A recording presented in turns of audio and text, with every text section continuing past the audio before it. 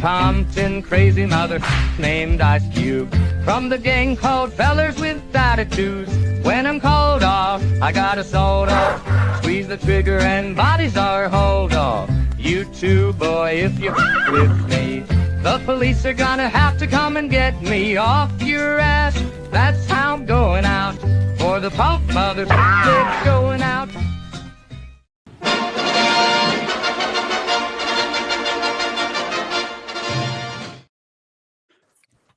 Hello, everybody. Hello, Palps. Hello, David. How are you, boys? Welcome. Good. Yeah. Welcome to season 2 of Top 5 in Your Collection, where we get to see what your goodies are, what your favourites are. I can't wait. So let's have a look who's here before we kick off. Gap's here. Hiya, Gap. He says, hiya, Palps. Hiya, Shabs. Hiya, Damon. Hope everyone is sending us good hugs, loves, good vibes for everyone. Oh, that's nice, man. That's awesome. Des T still on his holiday, so he says, hello, everyone. Have a great stream. I'll have to catch up on the watch up. Well, that's all right. Our Des. Gerard's here. The lovely Gaforce is here. The lovely Jono's here. Good old Gerard. Ian's here. Hello, Mudhorn himself. Look at this. Des T on the replay, says Kieran. Hi, Kieran. Yeah, exactly right. On his holidays, he still pops in though, doesn't he? Says hello, make sure I'm all right on my holidays. You know? Let's have a look who else is it. Hello, Jesse. Day off today, so I'm going to join you, lovely folks. Well, thanks. Jesse was on season 1 of Top 5 with our VTR, so it's nice to see you, Jesse. Hi, Q. Hey, Shabby, Papa Palps. Oh. Look at him. Yeah, hello. Hello, everyone in the chat. Brilliant. Hi, Stu. Evening, gentlemen, everyone in the chat. Hi, Roppy. Good old Ops is here. Wow, place is packed. Our Keith's here. Hi, Keith. Let's have a look who else is here. Hello, lovely Catherine. The cat's here. Hit that like button, you muppets. That'd be awesome. Cheers, pal. Thanks, Kieran. I have that Cantina review on my watch list. Should manage it tomorrow post dentist. Oh yeah, Stu's made a Cantina one, hasn't he? I think So will I. Geek Strong's put lights in his too, so that'll be pretty good. How's your kung fu, lads? Look, Oh. Shazam! Shazam! No, he made money the other day. Yeah, Hi, Si. Good to see you, pal. Let's have a look at what else is here before we get off. Tip of the chat, yeah, to all in the chat. Let's have a look. G4 saying hello to everyone. The lovely Miriam is here. Hi, Miriam. Hi, Georgie. Evening, all. Can't wait to see Palp's top 5 things to eliminate me off the track of GTA. Scumbag, Georgie, scumbag. We play these games on a Sunday, Damon. Palps becomes a different person, man. I don't know what's the matter. You know, that rage it's like he builds up all the way through the week and then Sunday just lets it go. And it always ends up to be me, which I don't, you know. And then Georgie, look, Georgie's happening to Georgie too. Hi, Jason. Nice to see. Wow, places unpacked. Another spoiler, no lighting for me at the moment. Oh, I have to get those LEDs in it. LEDs. Well, anyway, welcome, Palps. Welcome, Damon. How are you both? Good. So the top 5 is when we're going to be looking at stuff in your collection and so forth, and it's just basically stuff, you know, that means something to you or a story behind it. But how easy or how hard was it for you both to pick a top 5? So I'll start with you, Damon. Well, I started long before you asked. When I saw your first episode of this, which I loved. I loved all of them, but I thought to myself, of course, like, oh hell. What would my top 5 be? Like, how could I do this? You know, and I didn't finalize my list until probably maybe a couple of days ago. You know, it's been that long of me just thinking about it. You know, but the note's been on my iPad since then, just evolving. You know, things bouncing up and down, getting removed altogether. It was not easy. The toughest slot though, the toughest slot wasn't like 1 or 2. It was the honorable mentions. The honorable mention part, 1, because it's like there's so many things that could probably just get thrown in there, you know. Yeah, anything though. That's the thing. I mean, is that the same for you then, Palps? Yeah, I mean, it was tough because there are some pieces that you look at, and I was kind of trying to gauge it. Do I go with stuff that holds memories for me, or stuff that's expensive, or Yeah, I got a bit of a mixed bag, but yeah, it's weird tough. as well, because that's what we said last season as well. When you see stuff, you're like, if gifts were sent to you or something emotional, or is it because it's expensive, or is it because it's an exclusive? So it's funny, isn't it? Because you could do top fives and all that, top fives exclusives, top fives gifts, top five sentimental things. Do you know what I mean? How much in both of your top fives, though, does sentimentality touch in it? A lot. All of it, yeah. That's me as well. That's one of the, everybody says that too, you know what I mean? It's the sentimentality. Oh, I've got to put this in and so forth. Because I've always said, lads, I Dalglish toys, nice to see you, pal. I've always said that to me, toys and having a collection behind me, it's like a piece of music. When you look at something, you remember who got it for you, or you remember where you were, or you remember what year it was and what was going on at the time. Is that how, is that how you two look at your collections then, like that? Absolutely, yeah. Yep. A lot of the time, yeah. Yeah, it's yeah. Go on, Damon. No, I was just gonna say, even if it's something I bought for myself, it's like, what is it tied to? What? Because nothing. Well, I shouldn't say nothing. Few things are just independent. There are those ones where it's like, well, that's cool. I have no idea what that is, but that's cool. I'm gonna get that. But then those wouldn't be in this list because those are just cool. They're not worthy of a top five. Yeah, I know exactly what you mean. They're most worthy ones. I know exactly right. So, do you stick with your collections the way they are? What makes, or in other words, for you two both, what makes a top five? Well, for me, I linked all of mine. I kind of ignored. I made a choice to ignore the big four, which is G.I. Joe, Star Wars, Masters of the Universe, and Transformers. Right. I put them to the side because that was my childhood, and it's still today. I love, I still get stuff today. I mean, look at G.I. Joe all up there. But I was like, let me challenge myself and go deeper. Right. Okay. So my stuff is more like, it's something, obviously toy related and everything else, but there's more to it than that, whether it's comics or convention or appearance or meeting somebody or whomever, it's kind of like that. That's how I did it. Well, what about you, Palps? Yeah, it was just it was tough to pick them all, but it was just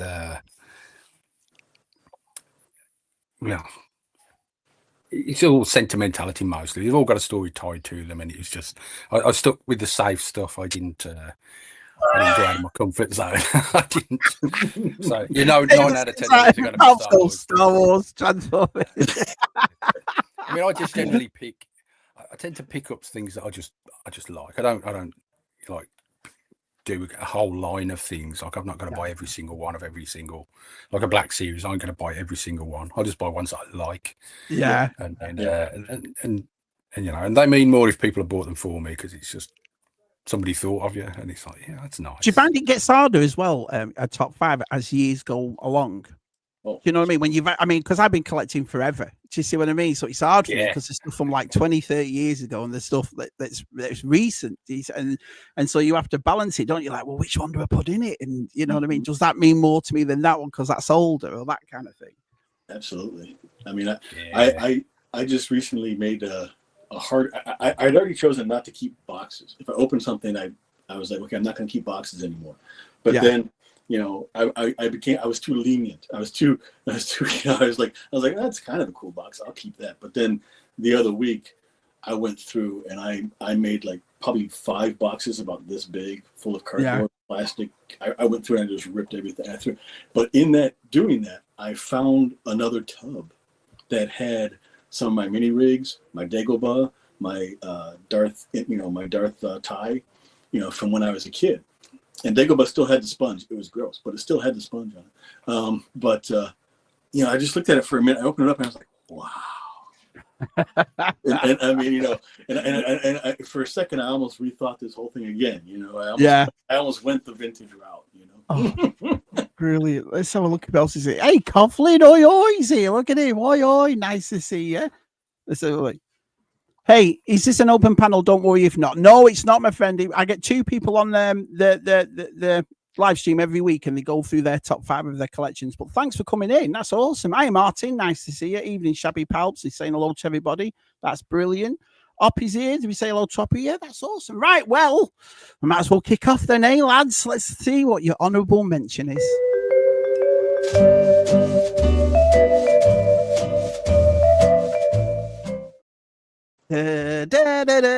Right, Damon, what's your honourable mention, buddy?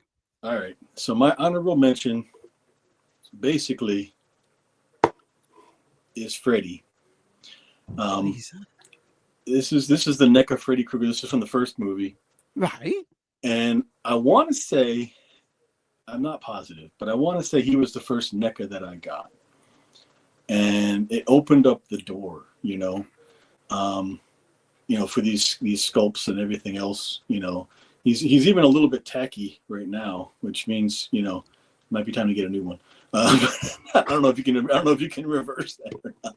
But yeah, so this is and the reason he's honorable mention is because he has the least like sentimental touch, only because I've Nightmare on Elm Street came out 84.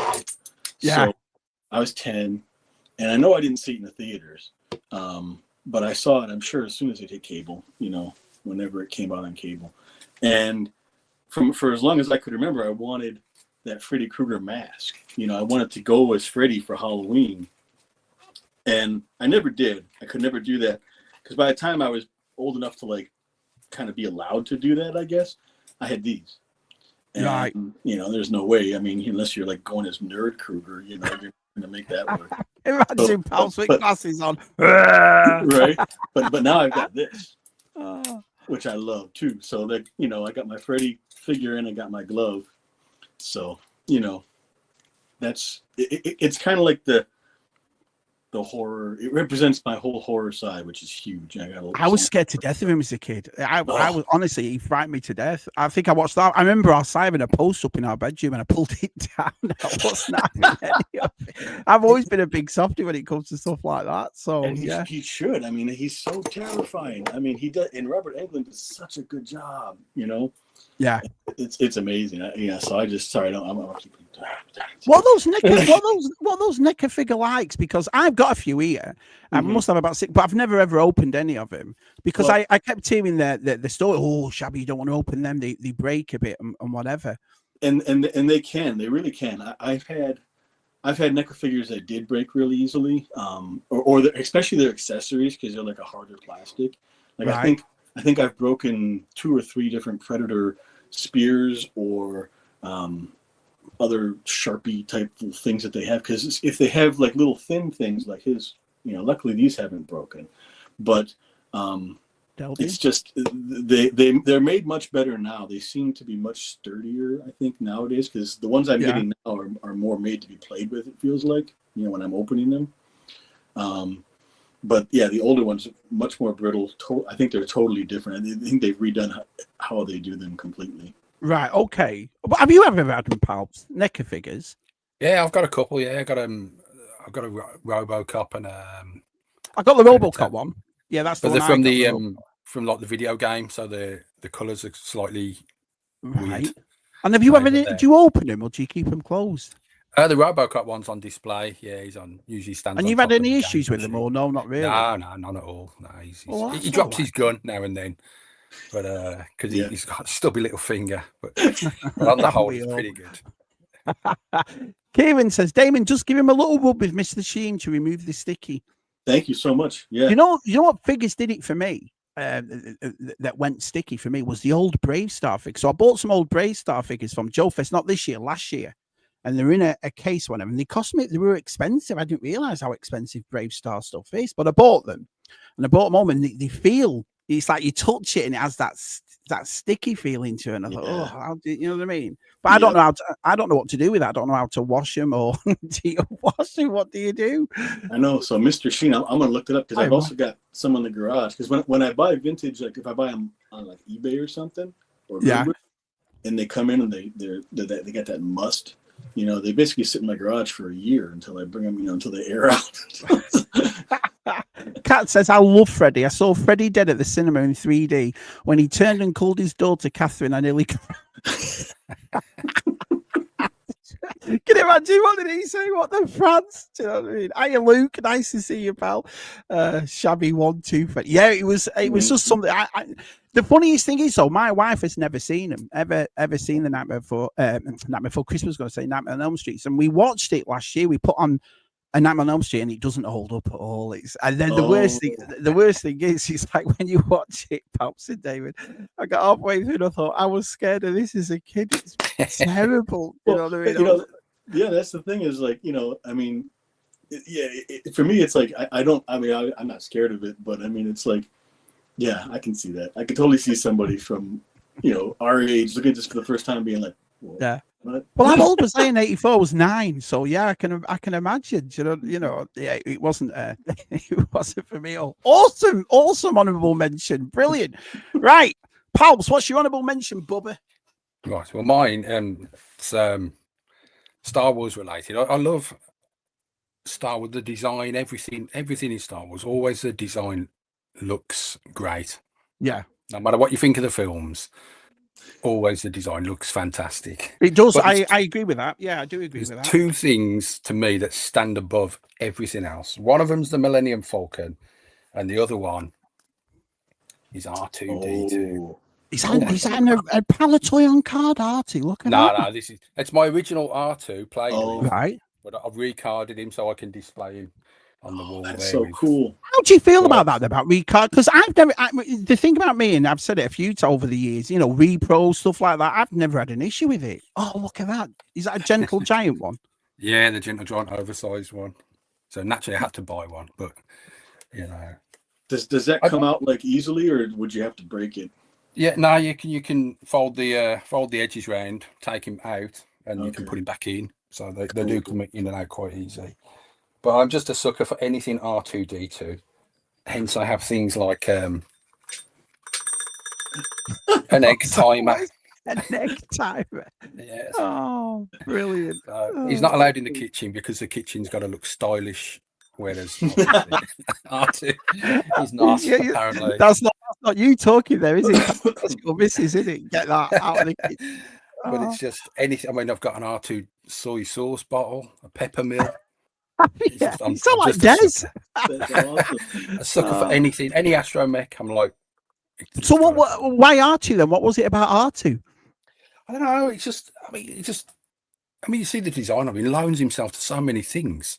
Yeah, and it just looks great, and he was a great character. He was just so lovable. He is a character, isn't he? I mean, it's funny. Absolutely. I mean, beeps, whatever. But we only understand what he says because the actors react to, his beeps and everything. So, but you get when he's angry or when he's upset or when he's.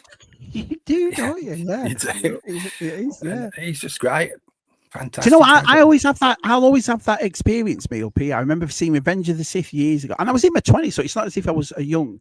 And there's that part of Revenge of the Sith when they first go into Grievous's spaceship, and he sets those droids on fire. When he puts the oil on the floor and he flames it, and he comes up. And I always felt that was dead dark for R2V. I was like, that's weird. That just killed a couple of droids. It's like. It's like as if I was, emotionally strained by it. I just thought, wow, that's, you know what I mean? He's taken that turn. I thought R2 don't mess about at all. And I always like it when he makes that noise. Everyone thinks he's swearing. Why are you watching your language? You know what I mean? Kieran says Johnny Depp's debut appearance was the first Nightmare movie. Was he? Yeah. I remember him being in it. That was his first movie. Yeah. Yep. Hi, Luke. So he says, hi, up. He's saying everybody else. Wasn't sure if you were speaking to me, Keith. I think he is if you're saying hello, Luke. Mudhorn says, I have an R2 desk vac that plugs into a USB port. Cleanest desk in England. Look at it. Gap says, excellent. I tell you what, did you see what he did there?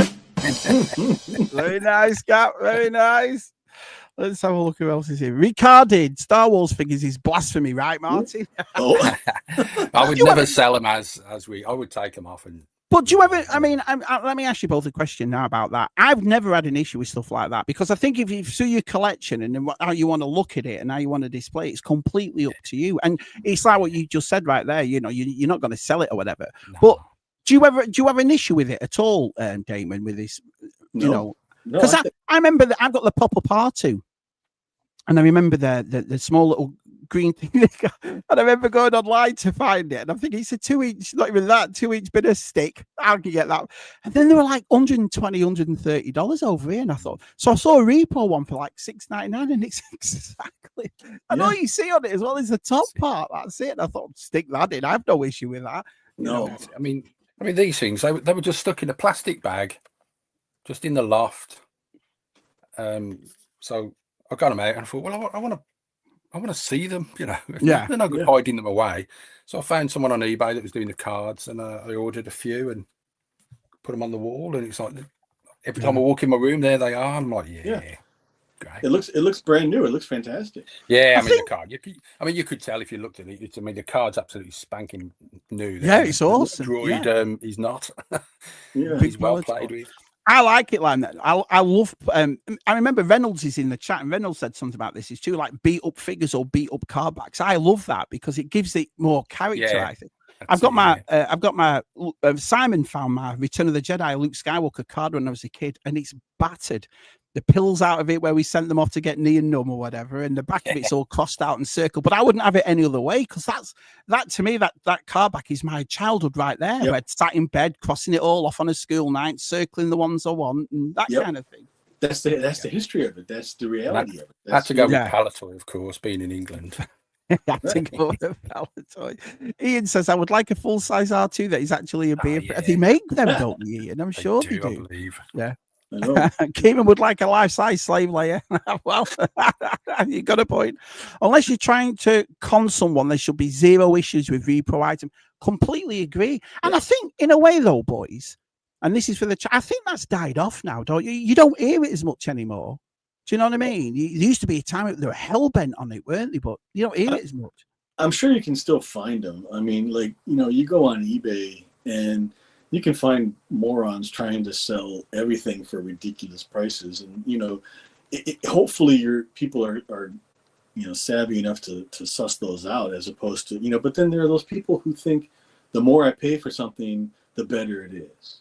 That's literally their mindset. So they're going to pay $50 for this item over here rather than paying $20 for what it's actually worth from over here because I think they're getting more or better. And that's a good point. I never thought about it that way, but that is a good point. Yeah, I think I know people like that. Well, I think you. I mean, I don't know really. It's like the way I've set my toys up and so forth. If my kids come in here and pick them up, it's not really an issue. But there are some things I put higher up. You know what I mean? But I could never be like, no, don't touch this, don't touch. Although saying that, right, we had some we had some builders around a couple of months back. We were having some work done outside, and this little boy, the farmer next door, his son has a little boy. He's only 3 or 4, and while the lads were all doing the work and whatever, I said to him, do you want to come and see my toys, just to get him out of the way a bit? So he came in here, oh man, he picked up everything. I love that. I love this. Do you know what I mean? So I look like a hypocrite then. I just said, I'm not bothered. This kid, I was like, no, picking up everything. And then I showed it, he noticed my gem doll and he went, why have you got girls' toys? He was only 3. Looking at me like, what have you got that for? Do you know what I mean? G-Ball says, for some reason, I have my childhood Lando, Skiff, and Gamogod complete with cards. They'll never leave my collection, so I recarded. So is that what it was for you then, Palps? That sort of thing? Yeah, that's it. Yeah, I played with them as a kid, and I handed them off to my mate's lad when he was sort of younger. And he played with them, but then when he got older, he gave them back. So, like I say, they ended up in a bag and in the loft. And then I just thought, I want to, these are my childhood. I want to see them. So yeah, I just hung them on the wall, or some of them. There's still a few in the bag, but. Reynolds says it's unfortunately it's where the issue lies. I have no issue with repo, but there's always someone willing to try and deceive them with and I suppose maybe I haven't the issue with it all, Luke, is because I don't think that way. I don't sell stuff, and do you know what I mean? And if I did, I think I'd have to be honest with me and say, well, it is a repro this or a repro that, but I suppose that's where the issue does lie. 3 years old and still wiser than Shabby. You can't please everybody. David. You do this entertainment for free. I was going to say, did you tell him that you'd fit right in with your chat? Yeah. Equal. Oh, absolutely brilliant. Well, anyway, awesome. Honorable. Anything else you want to say about your honorable mentions before we move on? Not me. Awesome. Right, here we go. Number 5.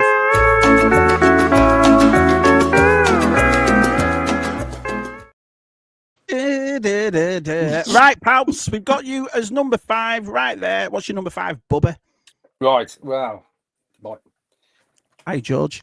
bring it down a little bit. I think this is my number 5. That's awesome. It's if we can turn it on. There you go. You got the lights and some sounds to it. So, but the story behind this one is, I mean, it's not the best model of the Enterprise you'll ever get. You can buy a lot better, but as you get older, your parents tend not to buy you things. They'll just chuck you a gift card or some money. I have to disagree. My mum buys me everything. So mine didn't. They'd always say what you want, and then they'd always end up giving you some money, and you could show them, say, "Oh, look, I bought this." But it was maybe a couple of years back. My mum got me this for Christmas. That's awesome. And then shortly afterwards, she passed away. Oh, so right. This is the last thing my mother ever bought me. Wow. And that's why I'll always treasure it. It'll always stay on the shelf in my collection. But yeah, it was. I never thought about it at the time. Why she'd bought it? I just thought, oh, that's nice. She's seen some on my Amazon list, or she spoke to my brother, and she's actually picked something up. And then sadly, that's awesome. So I mean, I always loved the show anyway.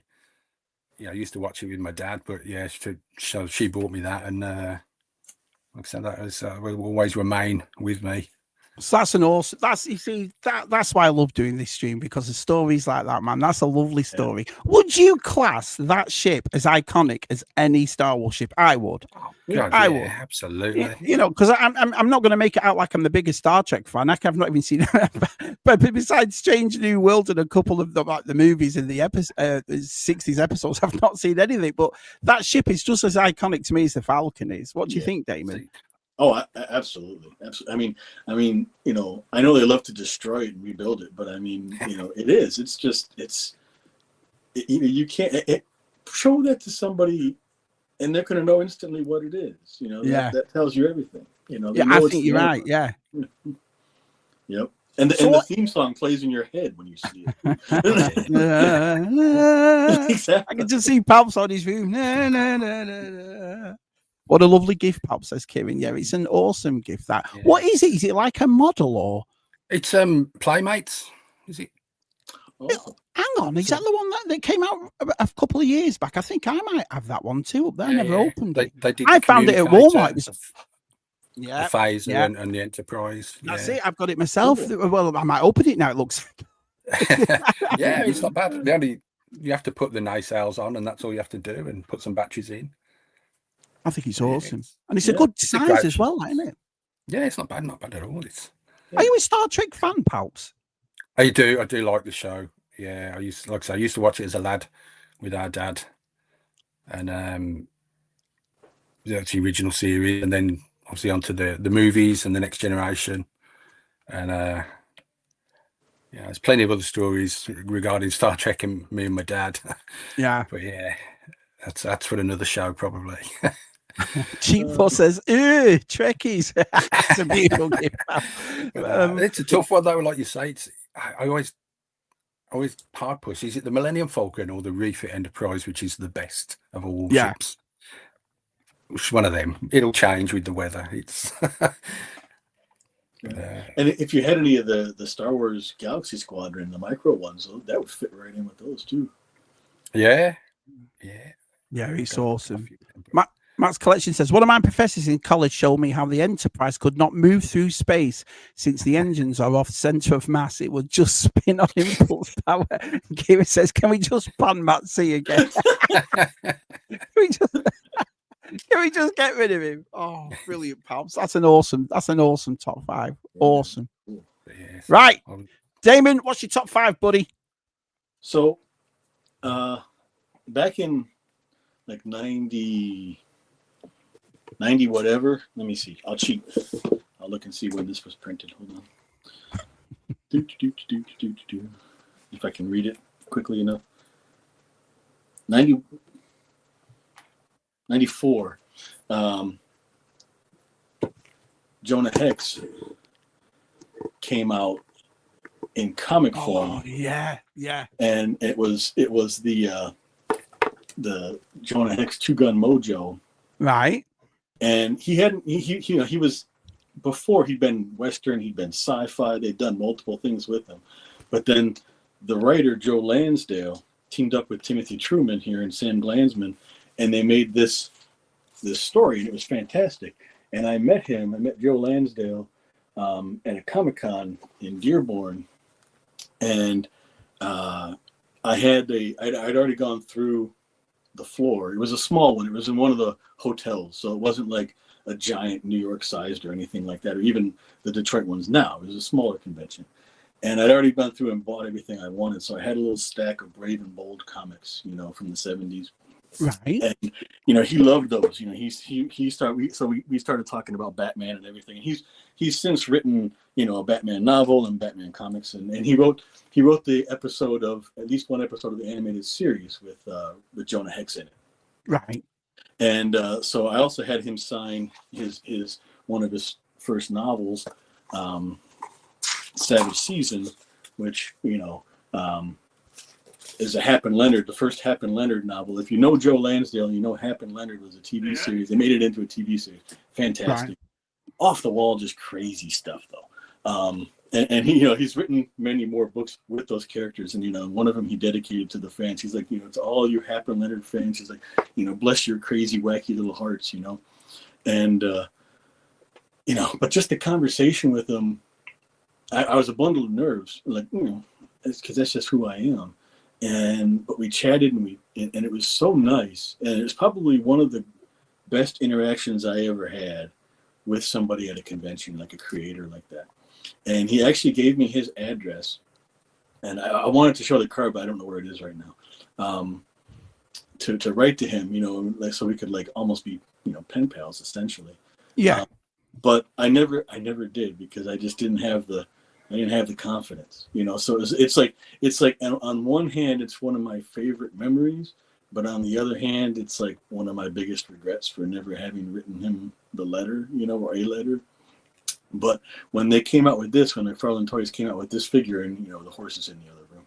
That's awesome. I was like, I was like, this is finally a Jonah Hex figure that I like. So it's a DC character, Jonah Hex, right? Yeah. Right. Okay. It was published under the Vertigo imprint, which was the more adult oriented, 18 and up.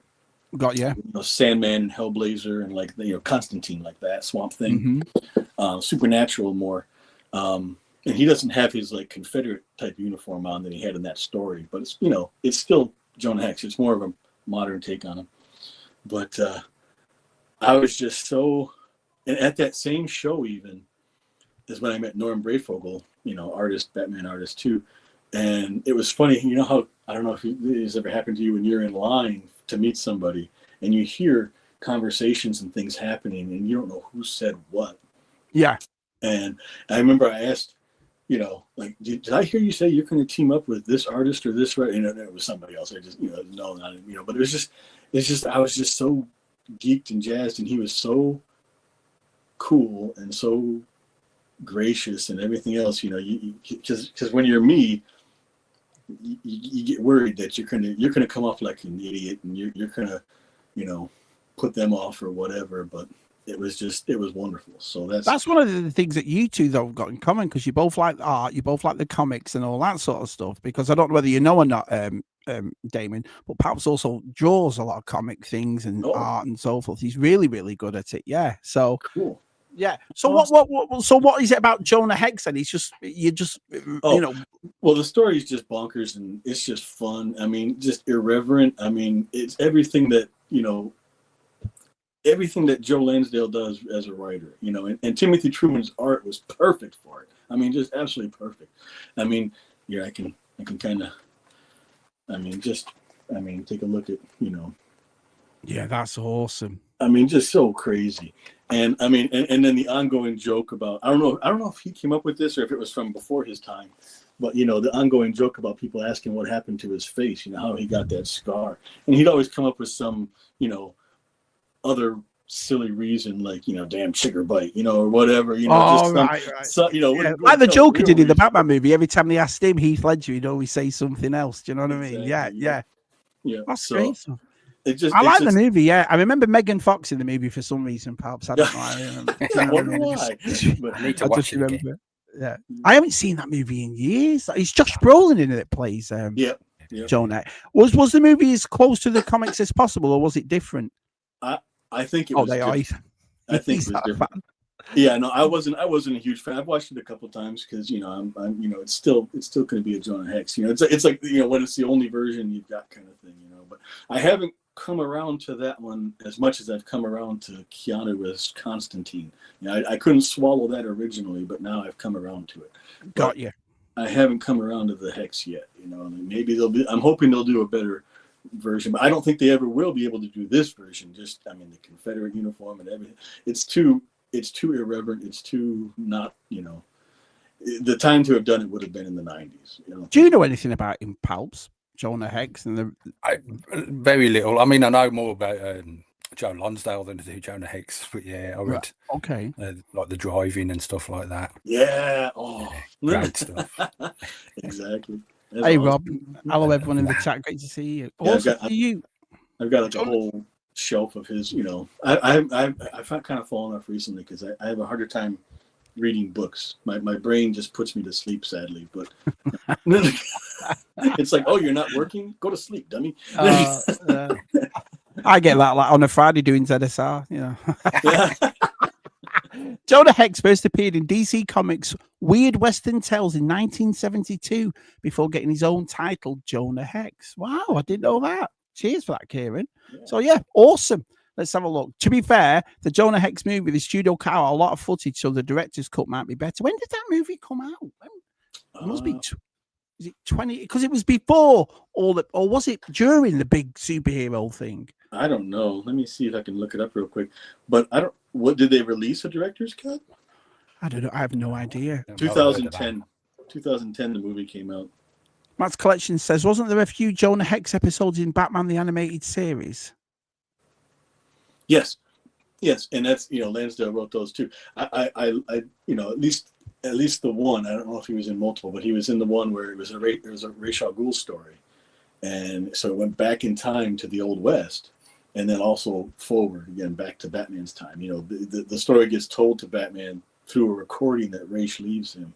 It's fantastic. It's so good, and he wrote him in the episode just like he writes him in the comic. This is perfect. Brilliant, man. Brilliant. Let's have a look. Hello, George. Maybe it was the animated Justice League series. And is there a director's cut? I'm not sure, Jason. I don't know whether there's a... No, I don't. Who directed it? Somebody named Jimmy Hayward directed it. I'm looking at the as you're talking. The lovely Jimmy did. Right, well, that's it. So what do you think of Jonah Hex, Palps? I like the idea of the character. I'm not overly familiar with it. I know of his existence and stuff, but I saw the film. Can't say I was overly impressed with it, but it's been a long time since I saw it. So is he like a space cowboy, lads? Is that what he is? Or is it set on Earth? He's set on Earth in the Wild West period, I believe. Right.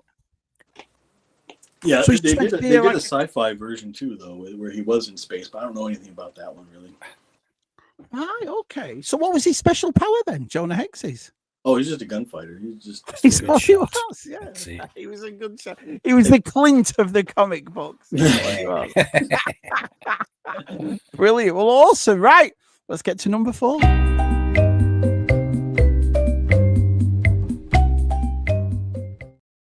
Right. I've got you big right there, Damon. So what's your number 4, buddy? I'm double checking because, as I said, I changed it so much. Okay, so now GeForce will appreciate this because it's not free money, is it? No. Oh, you want free money? Wow. Because Science Ninja Team Gatchaman.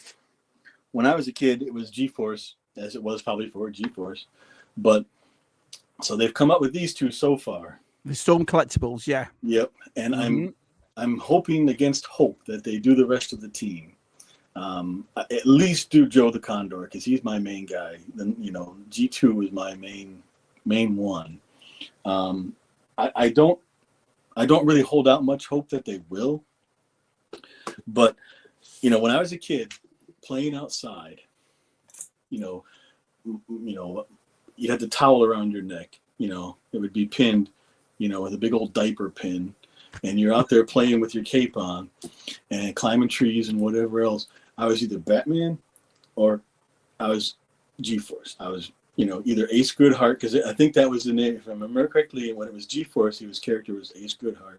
I was either him or I think Joe LeCondo was Dirk Daring. I could be wrong. Right. Because I'm going way back.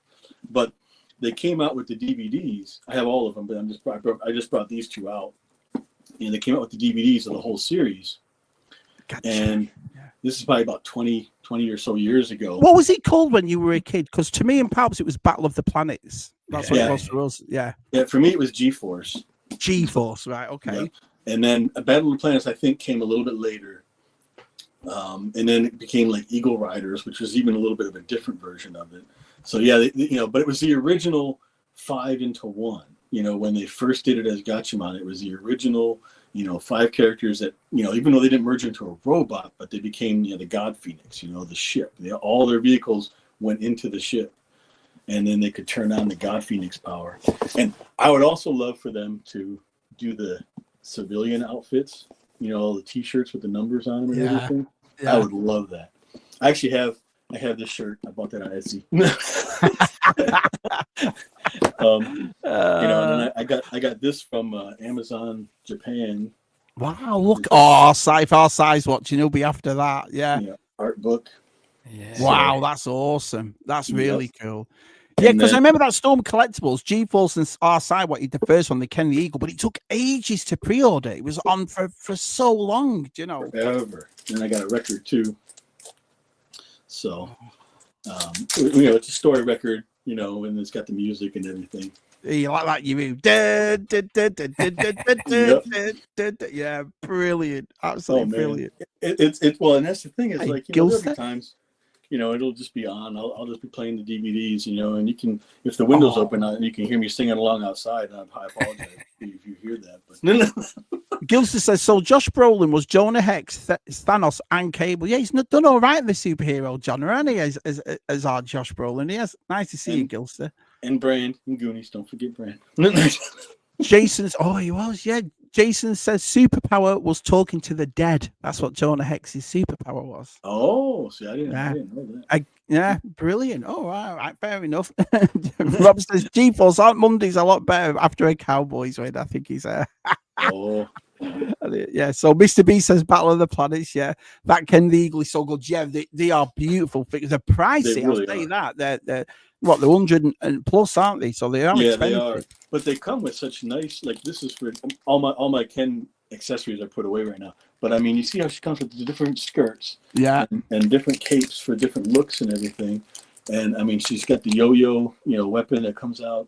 I mean, I know they're pricey, but to me they're worth it because they're the only ones. You know, it's not like you have other choices. Like you can't get a cheaper version from Hasbro or something. Well, that was the same thing about Dungeons and Dragons. We never got them as a kids, really. Do you know, like action figures of them? Yeah. And then obviously when Hasbro did it, and now Super 7 are doing it, that was awesome. But there was the same for Battle of the Planets. And it's funny as well because, you know, we all remember Battle, but it was actually a 70s cartoon, wasn't it, Battle of the Planets? It wasn't an 80s one. It was done in the 70s. So, and that's just it. It might have even, I mean, that's the thing is, like, so many things, like Batman 66, you know, for me, you know, you're watching stuff that, you know, it came long before you, but you're still loving it. Yeah, that's a good point. Yeah, some of the lads do it with Doctor Who, don't they, Palps? But they're like the old school Doctor Who. You know what I mean? The 70s, 60s Doctor Who. You know, so yeah, that's funny. That Doctor Who was John Pertwee. That was where there you go. Yeah, exactly. Ian says, when I was single digit, my cousin and I would play Battle of the Planets with tea towels as cloaks. I got to be Mark, and he was always Jason, as it was my cousin's name. That's awesome. That's fantastic. Yeah. Yeah, Doctor Who is a recent discovery of mine. You know, on Instagram, that collector Caitlin, she, you know, her love of Doctor Who made me curious because I've known of it since forever. But it's like anytime I would flip the channels back in the 90s, and there was a Doctor Who episode, I'm like, what the hell's going on? I don't know what's going on here. Like, this is a different person than the last time I turned this on. I can't, because the stories were like 4 or 5 or 6 episodes, so I never invested in it.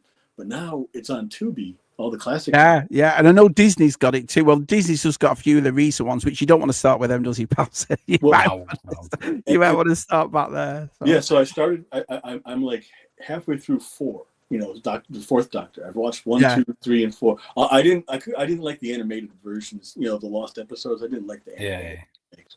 But and then I started with 9 going forward as well. So like some nights I'd be watching but then because HBO had 9 and above, but then HBO dropped them.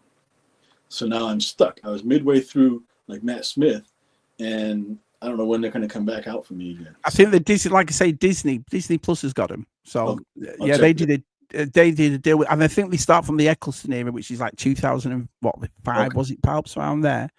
Yeah. Something like that, yeah. Mr. B says those are cool figures. I love the one G-Force has. Now I'm seeing the girl, on pre-order. Yeah, I think our side G-Force, yourself. There's a few of them. Was Battle Planets big for you, Palps? Were you a bigger? Battle Planet fan? Well, that was it. You'd come back from school and it'd be on. But like you say, it was always to us. It was Battle of the Planets, and then they'd sort of shout G-Force. So it's like they were Team G-Force, but the show was Battle of the Planets. Yeah. But yeah, I always remember watching that. It was great. A little kid that couldn't really speak English. That's right. Yeah, came out gibberish. It was great. What was this? What was the ship called? Was it the Phoenix? The ship? Yeah, the God Phoenix. Yeah, brilliant. It's a great show. I haven't seen that in. I wonder if they'd ever make a film of that, because that would be. But you'd have to keep it old school like that, wouldn't you? You'd have to. It's the outfits that make it. I think they did. I don't think I've seen it, but I think they did do it, or they were working on a live action version. I don't know if it ever came out. I wonder what it'd be called. You'd have about 10 names, wouldn't it? Battle of the Planets Catcher. The subtitle would go on forever. Even asks Damon, did Zark 7 appear in your G-Force cartoon? I don't think so. That was the robot, right? The little like almost astronaut type robot. Yeah, no, I don't remember seeing that. I think that was a Battle of the Planets or Eagle Riders version or insert.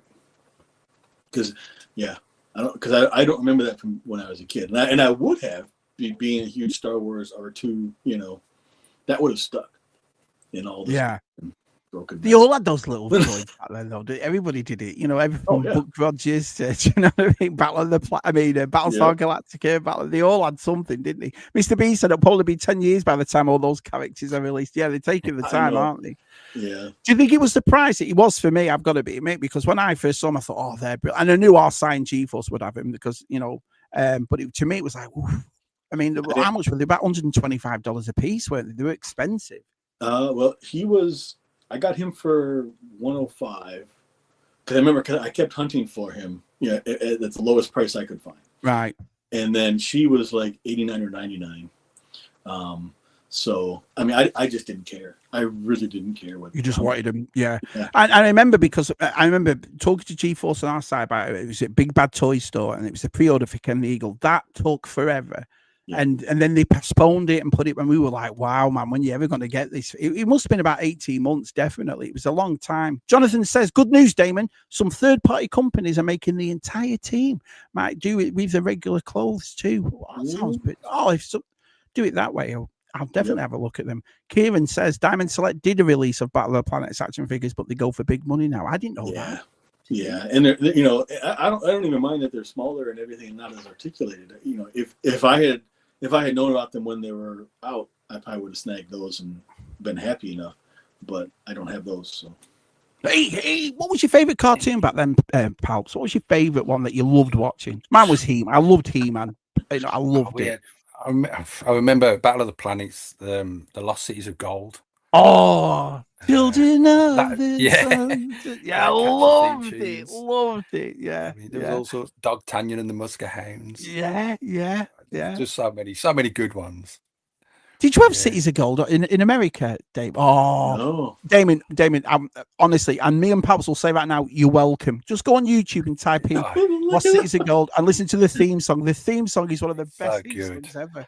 What was the other one? D'Artagnan? D'Artagnan, yeah. Dog Tanyan and the Musker Hounds.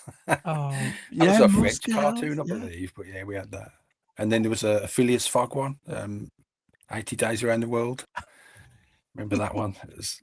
Flipping heck, Palps, what a memory! That's awesome. Yeah, take a note so I can look them up. What was your so you come on from school, you'd sit in the front room. What was your cartoons of choice as a kid? Well, He-Man.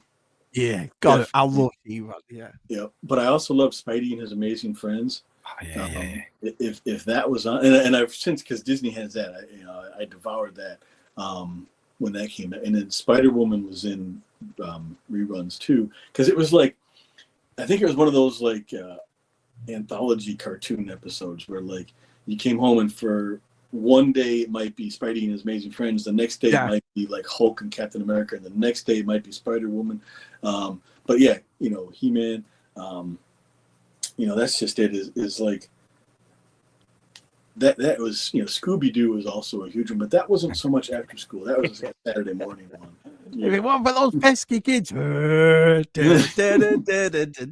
it had a vibe, didn't it? Scooby-Doo, it really did. Hey, Rhino, nice to see you, pal.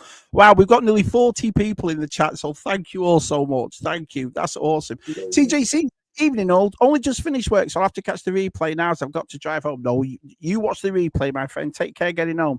I have a number of Doctor Who autographs, says Ian, in a BBC Companions book, which I collected at a convention back in the 90s. Is autographs big for you too? Because I've only got 3. I've got Bob Breakin, who VTR kindly sent me an Action Man, and I was at Joe Fest, so Bob Breakin signed it for me. I've got obviously Samantha Newick, who plays Jem. No laughing, Palps. I got Jem's autograph. Do you know what I mean? But that's more like a love letter than it is an autograph. And I got David Prowse. Me and Si went to Burnley's Star Wars Fun Day, and David Prowse was there, and I got Vader's. But I was there, but I see people at these big cons, like they'll queue up for everybody's and pay an absolute fortune. And I'm not saying it's right or wrong. It's not what I would do. But do you two collect autographs or have autographs? I don't know. I've not got. No, I don't know what it is. Yeah, the ones I've got, I inherited off my dad. So, but what did your dad have? What ones did your dad give you? It's something like Greedo. Gold Leader. Who's the other one? There's I think he's like he's a stunt artist, but he's one of the stormtroopers. Right. There's a few Star Wars ones. So your dad was banging into it then, Palps? He was banging to Star Wars. Yeah, he used to take us along to the conventions and stuff. Or comic marts, as we used to call it. It used to be church balls. But yeah. But the most polite one I ever saw was Nathan Fillion, because my friend queued for his autograph. Yeah. And he walks up and he goes, "Hi, I'm Nathan." And we thought, well, obviously, of course you are. We know that. But it was so polite. It was like, wow, there you go. I suppose that must be weird though, because maybe he didn't want to come across like you knew who he was. Do you know what I mean? Well, huge banner, Nathan Fillion. He's picture on it. Like that. Oh, brilliant. What about you, David? Do you have any autographs? I have a few, but not so much. Most of them are like on comic books or things like that. I don't really have any, because the thing is the celebrity autographs, like you said, they're really expensive. Some of them are crazy, man. You see, the thing about me as well, sorry to cut you off, is that if I met somebody and they're a bit of an arse to me, or they can't be bothered, I've just given them 200 quid, I'd be like, what the France, man? I think that's what it is for me. Yeah, and that's it's like I have a couple of photo ops. We did photo ops with Pee Wee and now that I'd kill for. I'd love it. I would have loved it. So and I mean, but even those, it's like you're in and you're out. You're not talking to them. If you want to talk to them, you go stand in line and see how long you get to chat at the table. And then that's where also you pay for your autograph or whatever. And so it's like, I debated. I'm like, my wife and I were like, do we pay for just the photo? Do we pay for the photo and then pay for the autograph? What do we do? And so the photo is better because that's gonna stick more in our memory and we can see it, as opposed to what did we talk about? Was he cool or was he an ass? You know, like yeah. I used to be in the suit game for a long time, and I've met loads of stars. Do you know what I mean? I've had my picture taken with everyone from Tyson Fury to PJ and Dunk. You know what I mean? Just doing the suit game and meeting. And then when I lived in London, I always you always saw him on the streets or bumped into him and so forth. But I've never been one to go, "Can I have your autograph?" I think Pee Wee, I definitely would have. I think Paul Rubens, I would have snatched. And I think in Star Wars, I would have loved to have met Carrie Fisher because she always come across as like for the fans. She really did, And I know most of them do, but to her, you just felt it was like genuine. Do you know what I mean? I'll always remember that convention where she kissed that guy and she went, "Oh, that must have made his year," And it was just so nice of her to do an act like that. So I think she would have been the one. But if you had two Palps, if you had to get one autograph, who would it be? I would say it would have to be William Shatner. It's if I had to queue to meet someone, growing up with Star Trek with my dad and all through the years, and he's probably not got long left, so it would be nice. I tell you what, though, he looks great for someone in his 90s. Man. He's unbelievable. Absolutely. I mean, you want to see me this morning, and I thought, I look battered.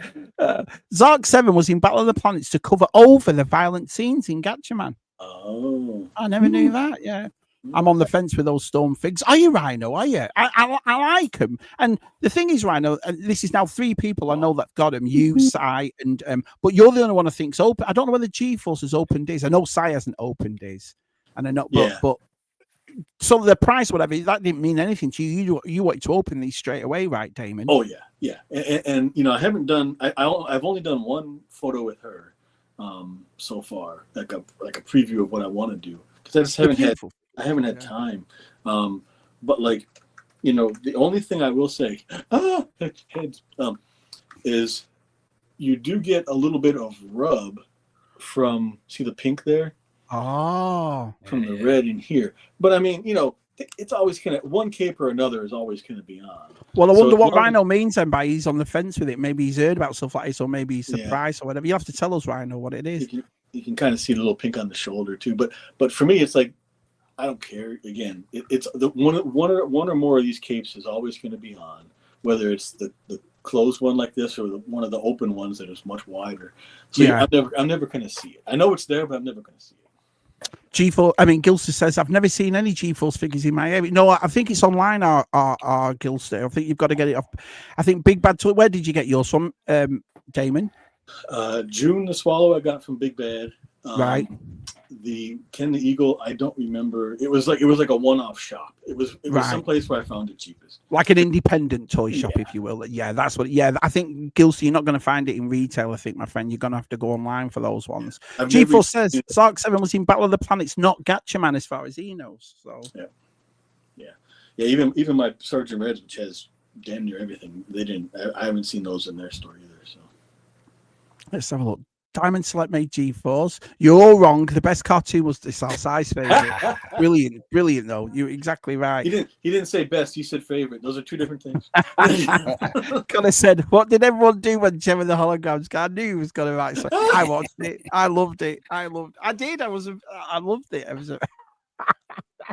Anyone remember the Littles? What's the Littles, Damon? Oh, the Littles, yes. I don't remember that. The Littles were like the borrowers. I think in England you had the borrowers. Did you? Yeah. The borrowers, yeah. Yep. You had so they were like the little people that lived in the houses, in the cracks and everything. Yeah. So the Littles were, and they did a cartoon of them. They were a book series, and they did a cartoon of them. That was fun. Yeah. Around 2002 for the select G-Force figures. Right, okay. I'll have to have a look at that. I'll have a look after this. I think you're overlooking the epic cartoons Touche, Turtle, and Batfink. No way. Banana Man. Banana Man, yeah. What was his name? What was the young kid's name in Banana Man? He said it at the start, didn't he? Yeah. But when he ate his banana, he came, I don't think Americans had. Did you have Banana Man over here? No, I don't think you did you? No. Well, I shouldn't. I can't speak for the entire country, but I don't remember it. It was in the Dandy. It was in as well. It was the Dandy one, or the Bean. No, it was the Dandy. I'm sure it was. Yeah. We have these cartoon annuals that come out every year, Damon, and I think he was in one of those. Like they're iconic. Are they still making the Beano and the Dandy? I think they're still doing annuals, but are they still doing the comics? Palps, do you know? Oh no, I haven't looked for one for years. Look at him switched off when Jem was on. Yeah, whatever, Kieran. You sat there watching, same as I did. Keith Knight says, got Doug Tanyan's theme stuck in my head now. Thanks, Palps, you back. Oh, sorry about that, Palps. He's gone round it. It's gone around the whole community. Palps is a scumbag. Brilliant. Musker Hounds are always ready. That's right. Yeah. One for all and all for one. Shabby says love letter. Jem says restraint. What do you mean? What do you mean? Connor, I watched Gem and I may have enjoyed it, but I don't have a need to collect it. Well, you're missing out then, G-Force. You're missing out. That's the way I'm looking, brilliant. Oh, do you? I do, you got me. I keep them as Shabby. Charming. Oh, everyone's singing the Musker Hounds theme song, everybody. So there you are, David. You're going to have to watch it now. I do, yeah. Oh, Button Moon. I remember Button Moon, Dalgley's choice. Yeah, the He-Man was just... I remember the part when he punches the camera. Do you remember? And the He-Man at the start, he punches. Oh, yeah. Me and my brothers would go like we've just been smacked in the face. But I still do it now. Sat the foot room at 50 going, oh, He-Man's got me. Yeah. Colin says, I gave someone my autograph this weekend. I say autograph, but I had to sign for my speeding tickets. Kieran says, great show, Dalgley's Choice. The theme to Button Moon was sung by the fifth Doctor Who, Peter Davidson. I didn't know that, did you, Palps? No. I had absolutely no idea there. Yeah. Well, no one says at this convention. Yes, we'll go back and just hear it. That's not it. Sylvester McCoy was in his Doctor Who outfit saying hi to people in the queue. When he got to the autograph room, he saw that it was called the Churchill Room. He flung the door open like that. I am here. Brilliant. Brandished his umbrella and exclaimed, Prime Minister, and swept into the room. How cool is that? Oh, Gilson would get John Cleese's autograph. Yeah, that would be cool. That would be cool. Yeah. Hey, Steve, good old Lord Mabalda's here. Got a few Stormtrooper Imperial officers, General Veers, Ula General Maydean, Admiral Akbar, Red 234, Wicket, and the A-Wing pilot who crashed into the SSD. What's SSD? Into the Super. Thank you, pal. In Jedi, to name a few. So he's got one or two. Yeah, just a couple. Yeah. Oh, here we go. On the fence about articulation and the time between character. It was. I mean, I can't say for the second one, my friend, but for the first one, Rhino. Wow. I mean, I wasn't even getting it, but I'd say to G-Force after a year in our side, have you got it yet? No. Then we got a message saying it's not here yet, and then they postponed it. It was a nightmare. But they are nice figures. But what's the articulation like on them, Damon? I think it's really good. It's you got double. Oh, hang on! I've just pressed the wrong bloody button. I'm so sorry. That's okay. Idiot. You got double knees. I've got the cloaks that restrict a lot on right now, but you got double elbows. So, I mean, and there's lots of different hands, and they've got the watches. I would give so much to have a watch in both forms of these, just to have, but the heads move fine. Again, these kind of restrict a little bit. So but you can still, Wow, they look awesome. I'd have them definitely. I mean, she puts her in her pouch. She's got her unused, the unspooled yo-yo there. So, it's just. I just think they're fantastic. I don't want to tell anyone to buy them, of course. Because here's the thing: is that if I didn't already have these, and I didn't believe they would do the rest, there's a chance I might not get these, because you don't know if you're going to get the whole team, and then if somebody else makes them later, are they going to match? So I get it. But then if you wait for the whole team, what's going to happen? Do they go up in prices? Right now, they're both in stock, and they're not. If they carry on making them, are you buying them all? Yeah. Yeah, I think I'll sign. I think G-Force will too. So if they do, Jinpei, since he's smaller, I could see them doing a 2-pack, with Hank and Jinpei doing the big and the little together, 4 and 5. Yeah. But I mean, I really hope. But it's like what Mr. B said. You could be waiting about 10 years. Oh. Exactly. I'll be. We'll see what lasts longer. The continuation of this line or my life. Palps. Banana Man was called Eric Twinge. Young Eric. It's right, isn't it? So when Eric hit a banana, Yeah. that was it. Was yeah. The goodies provide the voices for it. I remember Brilliant. Tim Buck Taylor doing the opening. Yeah. Oh my word! Right, let's have a look at Palps's. I've got a picture for Palps's number 4 right here. This is super cool. Because this would have started me on my journey of. It's not a huge collection, but my poster collection, say. Because I mean, Star Wars produced some fantastic artwork, even to this day, still does, and that was just it's just an iconic image. That is Vader with the two of them clashing sabers, and we had. I remember the trailers, Revenge of the Jedi. I don't think I remember it being called Revenge until obviously a lot later. And then right, you know what I mean? I got there, but I never realized these sort of posters existed until 20 years ago or whatever. Yeah, I mean, I know you've got one, and I know Vader's girl's Cat's got one as well. She's got one of these, and I think they're all. Is this an original one then? Yeah, I've had it for a very long time. I mean, my memory's sketchy. It was an internet website. They had it. They were honest about it. They said it's got slight water damage to it. So it's there's a picture, I think, there. Yeah. At the bottom, and that's it. It's just in little brown speckles. You're not going to say no. Forget it.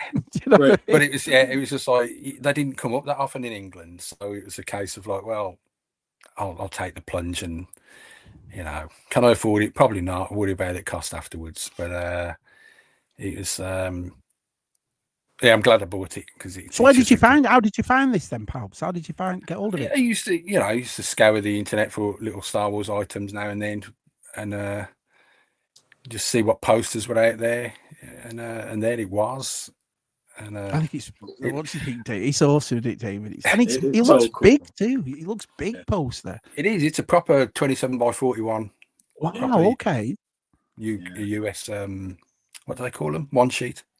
It's funny. I'll tell you a story, Palps, because over here, the Red 5 Designs and Connor and a few lads have sent some posters for me and so forth, but they're a different size to our frames in the United States. Did you know that? So every poster that I get sent from abroad, when I try and put it in the United States ones, they're off by an inch or an off by. So everything I've got is like this. So I have to send to it, right? And then put it in, look, it's oh God, I've got to start again. And it's tilted, you know what I mean? But it's funny how, the little bits, measurements are different. I took that to a poster shop and an art shop and had it framed properly. So that one's definitely that you have to. That's it was that one. I think I'm not sure whether that was the first one or whether it was the Phantom Menace was the first official one that I bought, but it started me down the road of then scouring eBay for Star Wars posters, of which I have like Andy Chronicles. I mean, I've got the Empire Day Bill behind me. If you can, let me just make you big for that one. Then let me just take this off a sec. Right there. Right, let's just make you bigger because this is nice. Yeah. I'm gonna make you large. Got it. Yeah, so classic. Yeah. So what is that poster then? I know it's obviously Empire Strikes, but what's the significance of that one, Palps? No, nothing. It's just I've got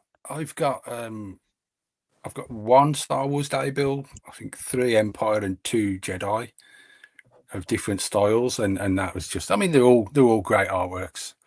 They just look great, and I like the shape and the style of the Day Bill. It looks really good, but brilliant. Yeah, they're just all and you can fit more on too. That's what I was going to say. Yeah, posters like that, they're a good size. Like behind the door when you got that little bit. I got to stick that there. Currently, I have a frame mounted on the wall that I interchange posters in and out of, but the Jedi one, it used to hang up, and I took it down recently because it just if it catches the sun.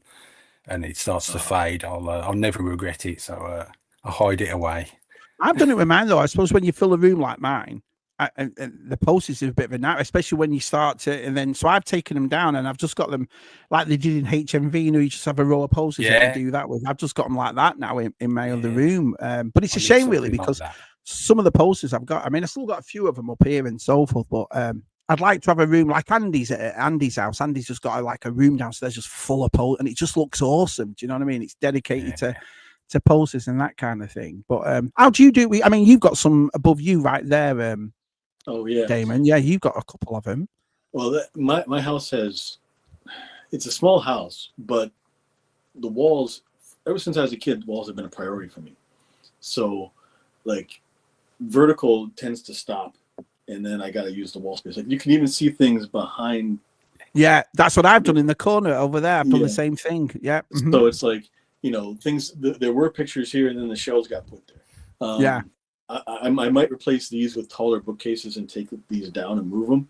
But I mean, I've got hundreds of things framed on the wall around the house, all over, and it's just, if maybe one day we can do I'll do like a little half-ass house tour with you, and I can just I can shakily take the camera around the house. Oh, me and Si do those collection room video streams, and they were awesome. We did part 1 and part 2. Maybe you should come on that and show us around. You know what I mean? Sure. So yeah, because I've got stuff in every room. There's stuff in every room because my wife, luckily, No, absolutely. I don't know about you, Palps, but my wife, no chance, no chance. If I left my box, my Fright Zone box in the room, it wasn't even opened. Only just picked it, get it out. Oh, all right, you know what I mean? No way, no way. You just hear this kicking sound. No. Yeah. But then again, I've got to admit, in a way, it's nice. It's nice if you have a relationship that you're both into the fandom and the geek. That's awesome. Do you know what I mean? Because that's so. In other words, you're not arguing over the fact that you want to put stuff out. You're both into that sort of stuff. So that makes perfect sense. Yeah. But to me, obviously, my wife, she's a big fan of all this stuff, and she'll watch it and that sort of stuff. But that's as far as it goes. So if I put Return of the Jedi post in the fun room, no, it's a goner. Do you know what I mean? Well, see, and that's just it. It's like when she moved in, the house was all me, obviously.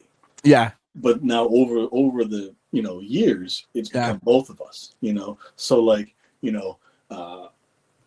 even have like hard Mylar sleeves with little prints in them with command strips on cupboard and closet walls. Awesome. If there's a flat surface I can slap something on, I'm gonna do it. And but I interchange them so the ones across from where she sits for work. Yeah, I've got her Never Ending Story and another one, because I love Never Ending Story, but she really loves Never. So it's like, we can do that where it's like now it's the house is definitely both of us, and cause that's how it's got to be, But everyone joked when I was, single, like they're like, yeah, well, you just wait, all this shit's going away when you get married. And now I get to laugh. I'm like, no. Is that what it's like in your house, Palps? Did you keep it all in one room and that's it? You're like, that's it. This is all in my room. It's all in your room. Yeah, brilliant. Connor says, "What a poster! Fantastic poster, Palps." And Martin says, "One of my favorite posters." Yeah, it's an iconic look, isn't it? It's a definite iconic look. So. I'd say that's got to be a grail for almost every Star Wars, not just Star Wars fan or collector, but especially posters. Yeah, and that's the thing is that one. It's rolled as well. It's not folded. So you've got none of that square thing, the lines in it, and so forth. Oh, the only thing, like I say, is that slight water damage, but I'm like, I could live with that. Yeah. That just meant the discount. That's all that meant. Yeah.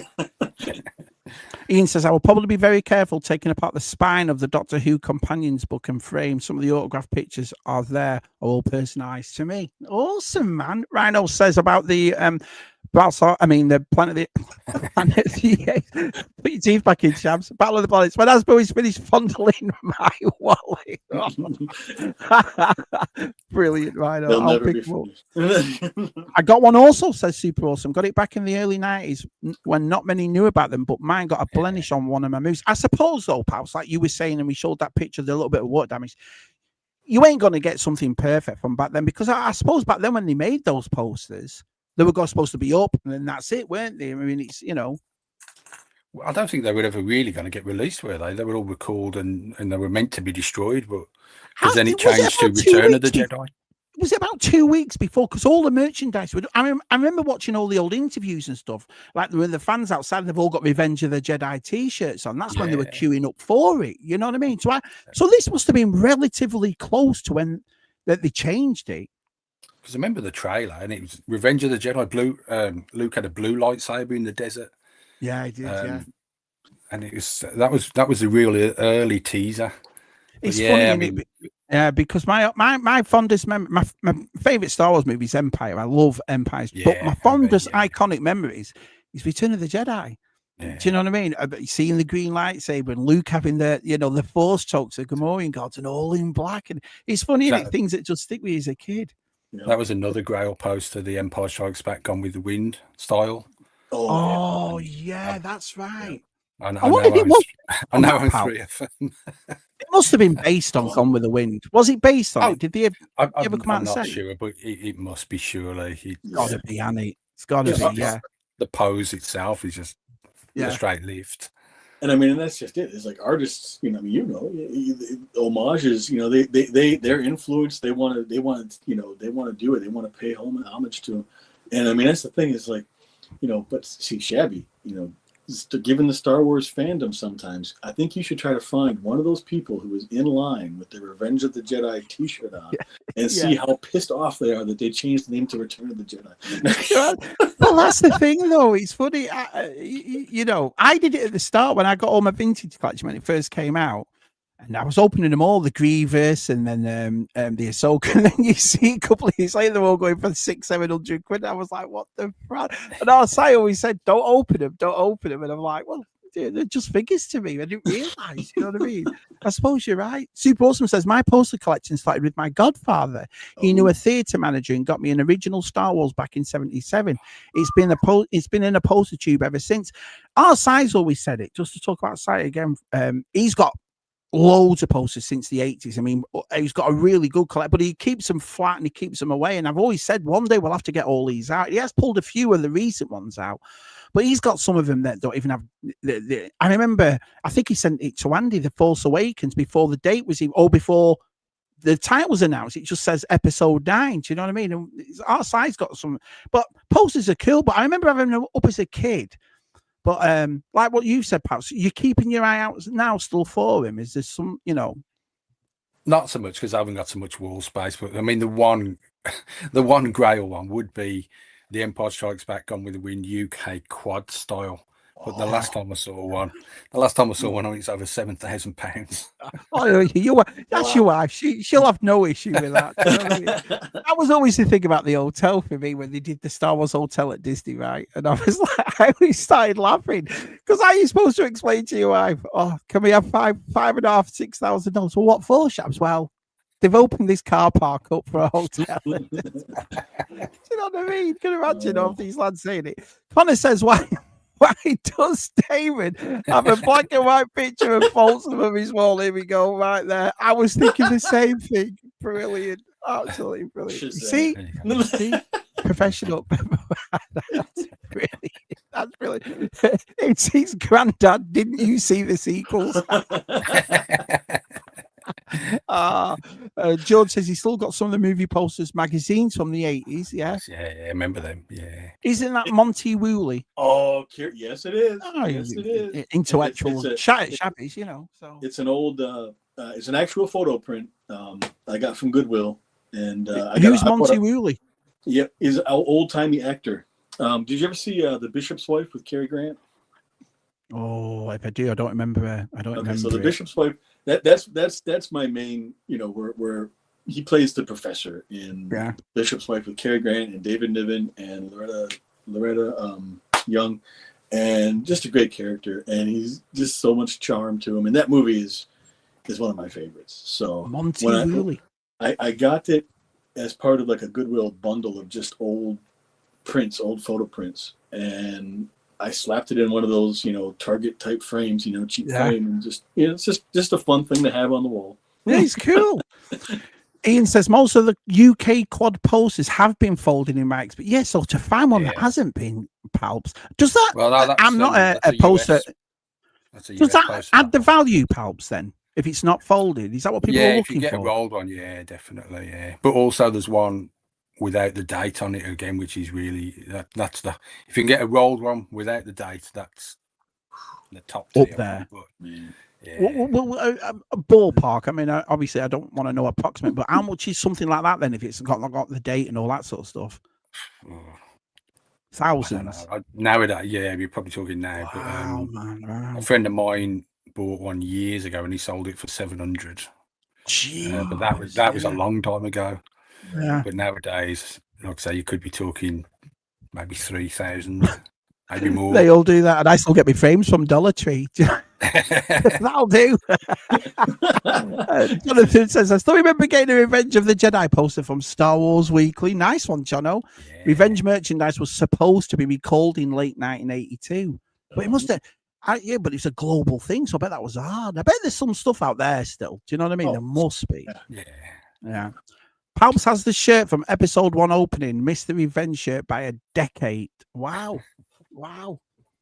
The poster of Jake Lloyd as Anakin casting a Vader shadow is probably in my top. Yeah, I think I don't know whether I still got that one or I gave that to Andy. Yeah, I know that one. Yeah, it's awesome poster. That's Martin's favorite poster of all time. Still want to create that in Lego, Martin. What, the Vader? The Vader poster. The Vader cool. shadow. Yeah. That would be cool. Monty was a famous Hollywood actor from the 30s and 40s. He was known as the Beard. The Beard. Oh, there you go. Look at this. Good shout, G-Force. Hey, Vagon. Shh, don't tell it right. We're not allowed to tell anybody Vagon. It's great to see you, pal. I believe there's instructions partly on BritLink. Well, for that, I'd make that. That would be pretty cool. Hey, Vagon. Awesome. Right. So we've got down to number 3 already. I'm loving it. This is awesome. Right. Number 3.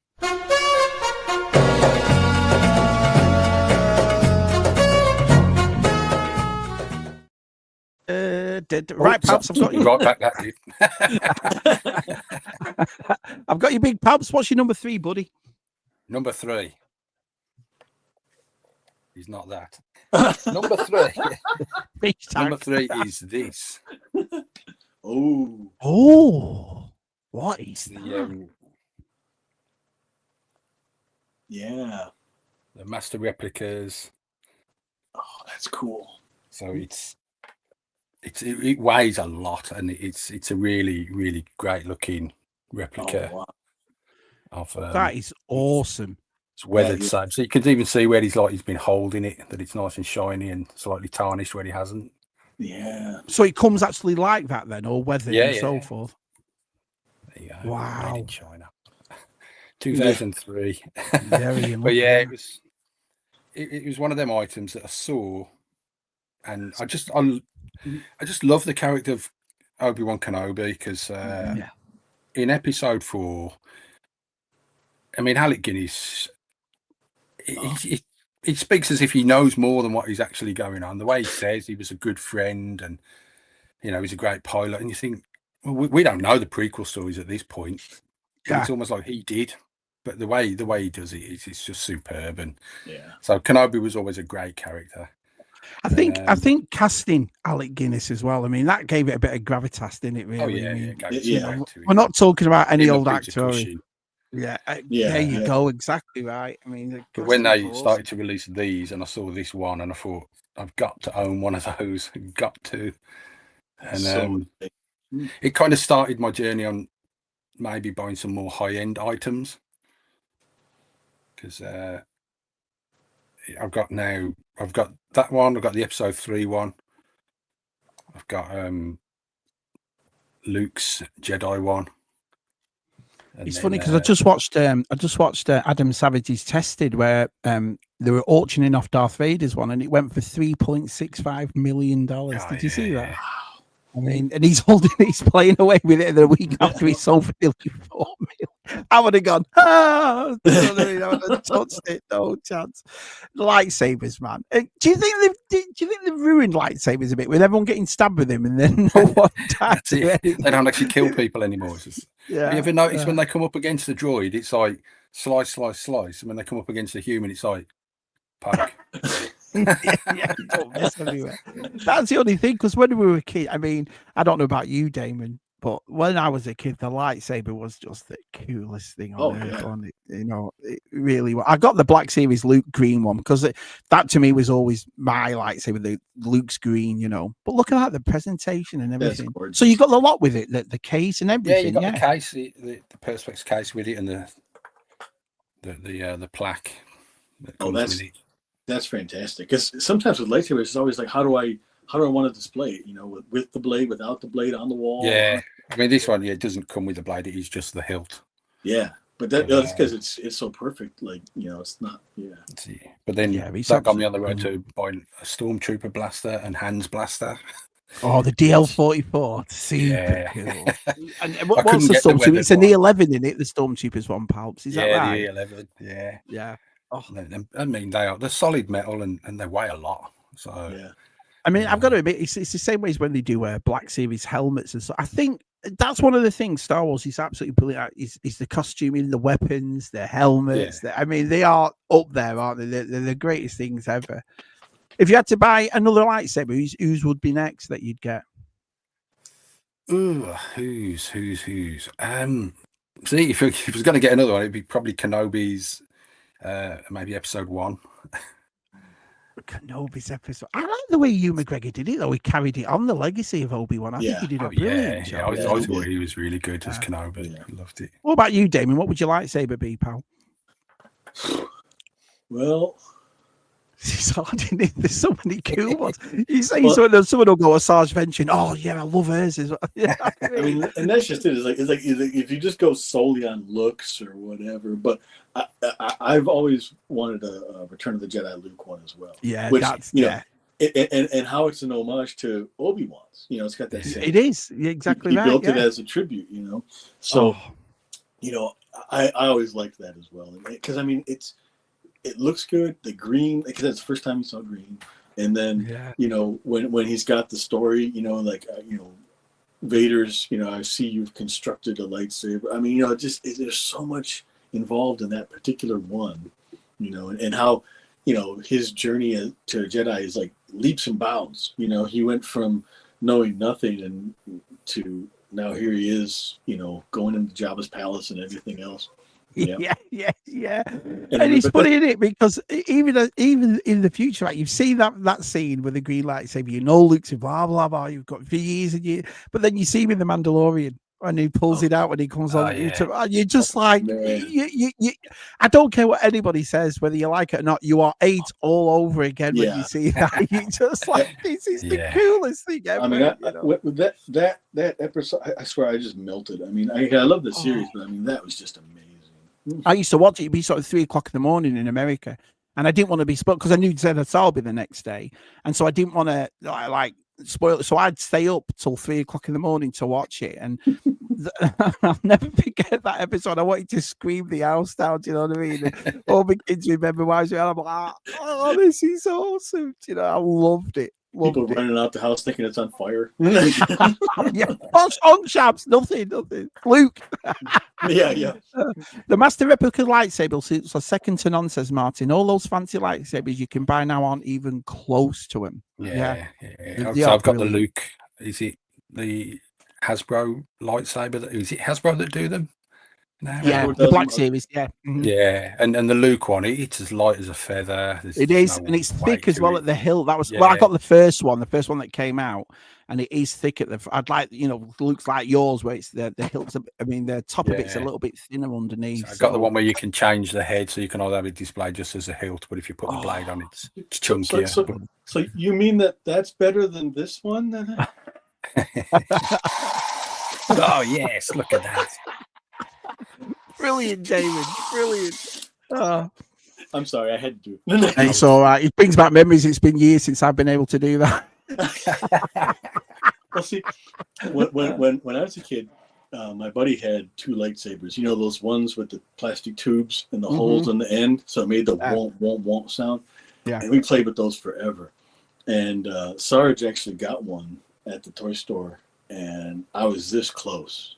To buying it, just because it doesn't look anything like it. It's just a plastic tube, but I mean, it's all of that in your imagination. It looked as good as Oh, we had them as kids. The one with it's like a torch on it, with a thing above.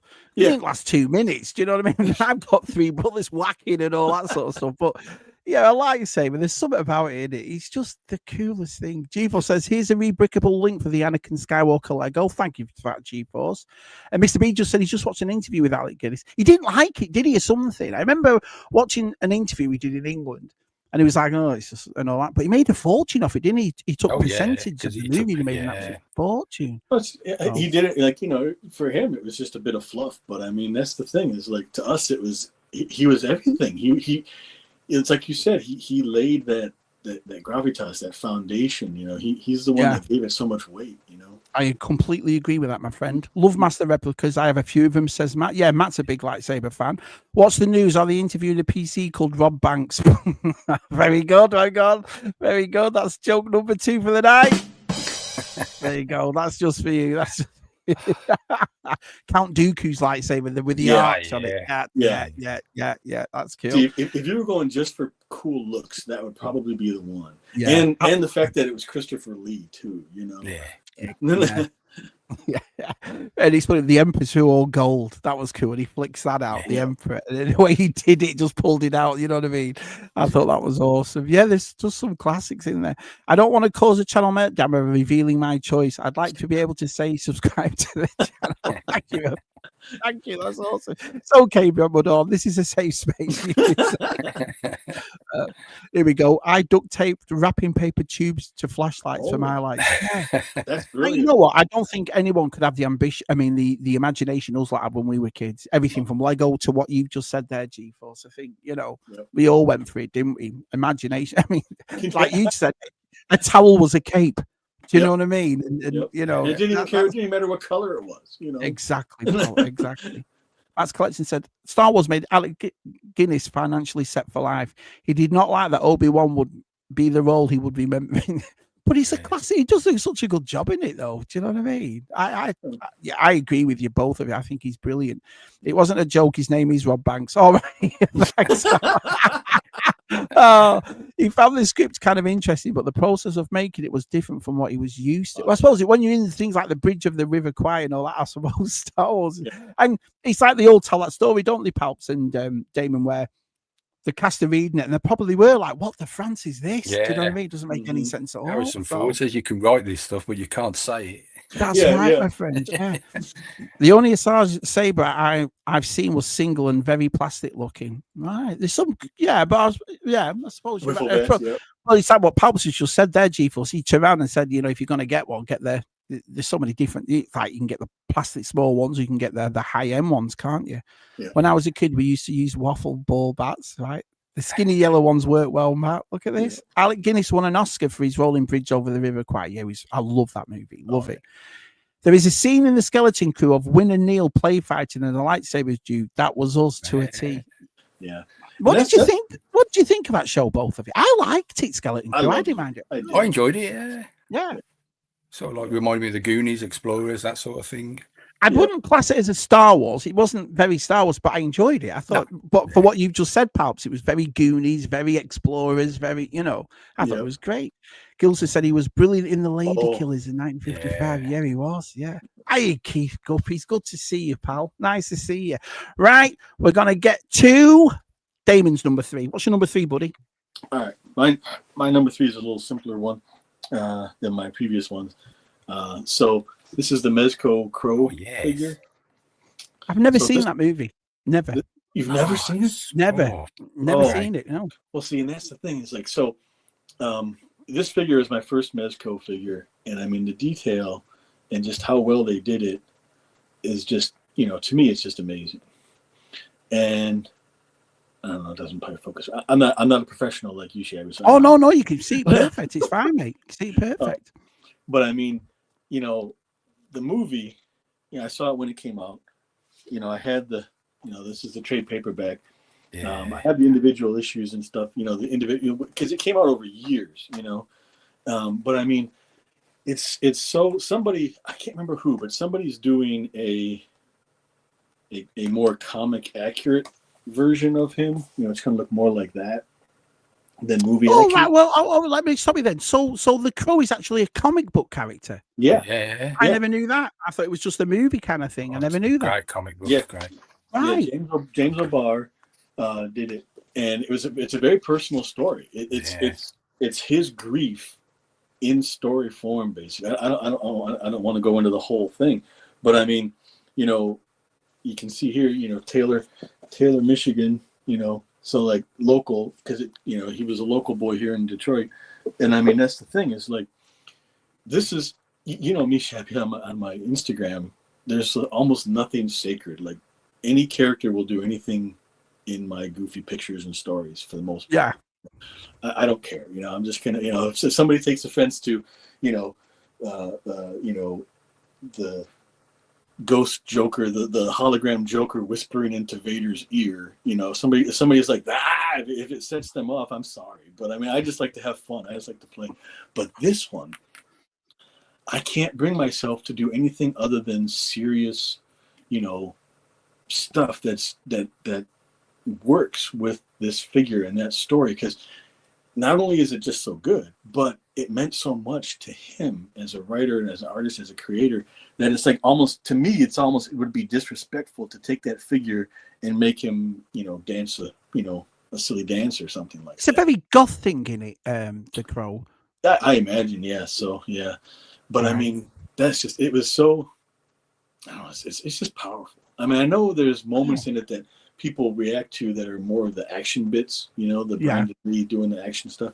But to me, it's like two different movies going on. It's like okay. And he died, didn't he? Didn't he die making it something? Yeah, he did. Yep, he did. Same way his father died. Same way Bruce Lee died with the gun, with the supposed to be a blank but wasn't kind of thing or something.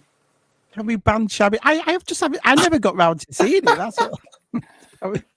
Is it a classic, Damon and Palps? Oh, is it absolute classic? Oh yeah, it's a great film, really good. Really. And so what is he? He's like, I don't work. So he died and came back or something like that. Is that? Yeah, he died from extreme violence, and his spirit comes back to basically for vengeance, and it's just absolutely intense. Between the grief that he expresses and feels and the violence he inflicts, the vengeance, but I mean, that's just it. It's like, that's why you can watch it two different ways, really. You can watch it for the emotional impact, or you can kind of, if you just want it on in the background, you can watch it for the action bits, if you've seen it or whatever.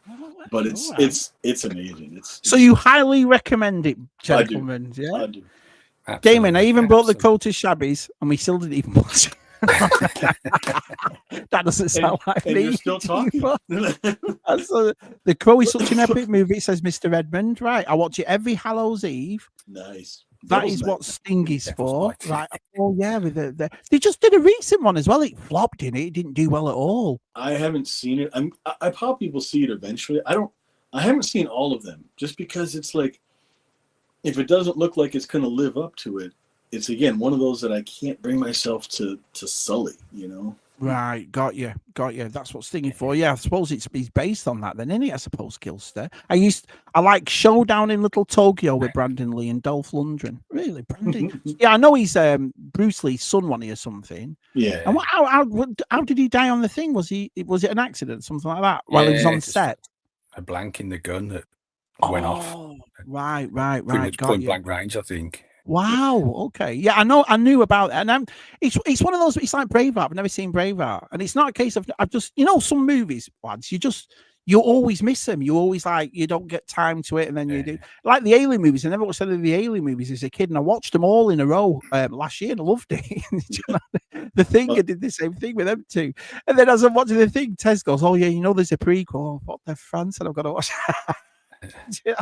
Well, if you watch The Thing, then you got to watch the Howard Hawks from Another World back in from the 1940 or whatever. Yeah, I probably will. The Crow is one of my favorite movies ever, says Dalglish. Right, I'll give it a shot. I'll say I'll give it a go. I won't. I won't hold it to you. I'll say I'll watch it. I'll if I ever get time, I'll definitely watch, because these lads are always saying that to me. Yeah, you got to watch it. The first Crow is the only good movie in the franchise. The sequels as well. I didn't even know that. And the newest Crow in name only is so bad. Wow. One of them had what's his name? The kid from Terminator 2. Yeah. Oh, Eddie Furlong. Yeah, there you go. Yeah. And Kirsten Dunst was in one, wasn't she? So, I think. Yeah, it's in like, the second wow. one. So how many sequels are there, Damon and Palps? At least 2 or 3. 3. Yeah. Really? Then the remake a couple of years back I watched, and it wasn't impressed. It was just violence for violence sake, and it was right. I see. So there's violence in it, but the movie's not about the violence. It's about right. Got it. I mean, the comic is like, you saw how thick. I mean, that's you can't have just straight fighting for all of that. There's so much emotion and elegance to it that, you know, that's always hard to put on film, but especially if you're trying to make money and not just appeal to, you know, an artist type crowd. But I mean, yeah, that's the thing, is like sometimes when movies get remade, you know, however many years later, depending on who remakes them, you get to see exactly what they saw in the original one. Like if they made that new one, it was only violence, and that's all that person saw when they watched the original one, which is just, that's tragic. It's like you missed the whole point. Says, as a massive Bruce Lee fan, I was excited for Brandon. Nothing like his father athletically, but that charisma was there in his acting. George Aiken says, I like Showdown because it's because of Tia Carey stepping out in a hot tub. I'll write that. I'll write that one down. Showdown in Little Dragon. Okay. My money's on Shabby seeing that one. I'll just write it down. Watch Showdown first. Watch Showdown first. Right, got it. Don't forget the epic TV Crow series with that legend that is Mark Dacascos. Was there a TV show too? You know, now that you say that, I remember that. I never saw it, but I do like Mark Dacascos. Wow, brilliant. Awesome. Right. So we've learned about the Crow tonight, and you too. So you highly recommend it, yeah? Right. Let's get on to number 2.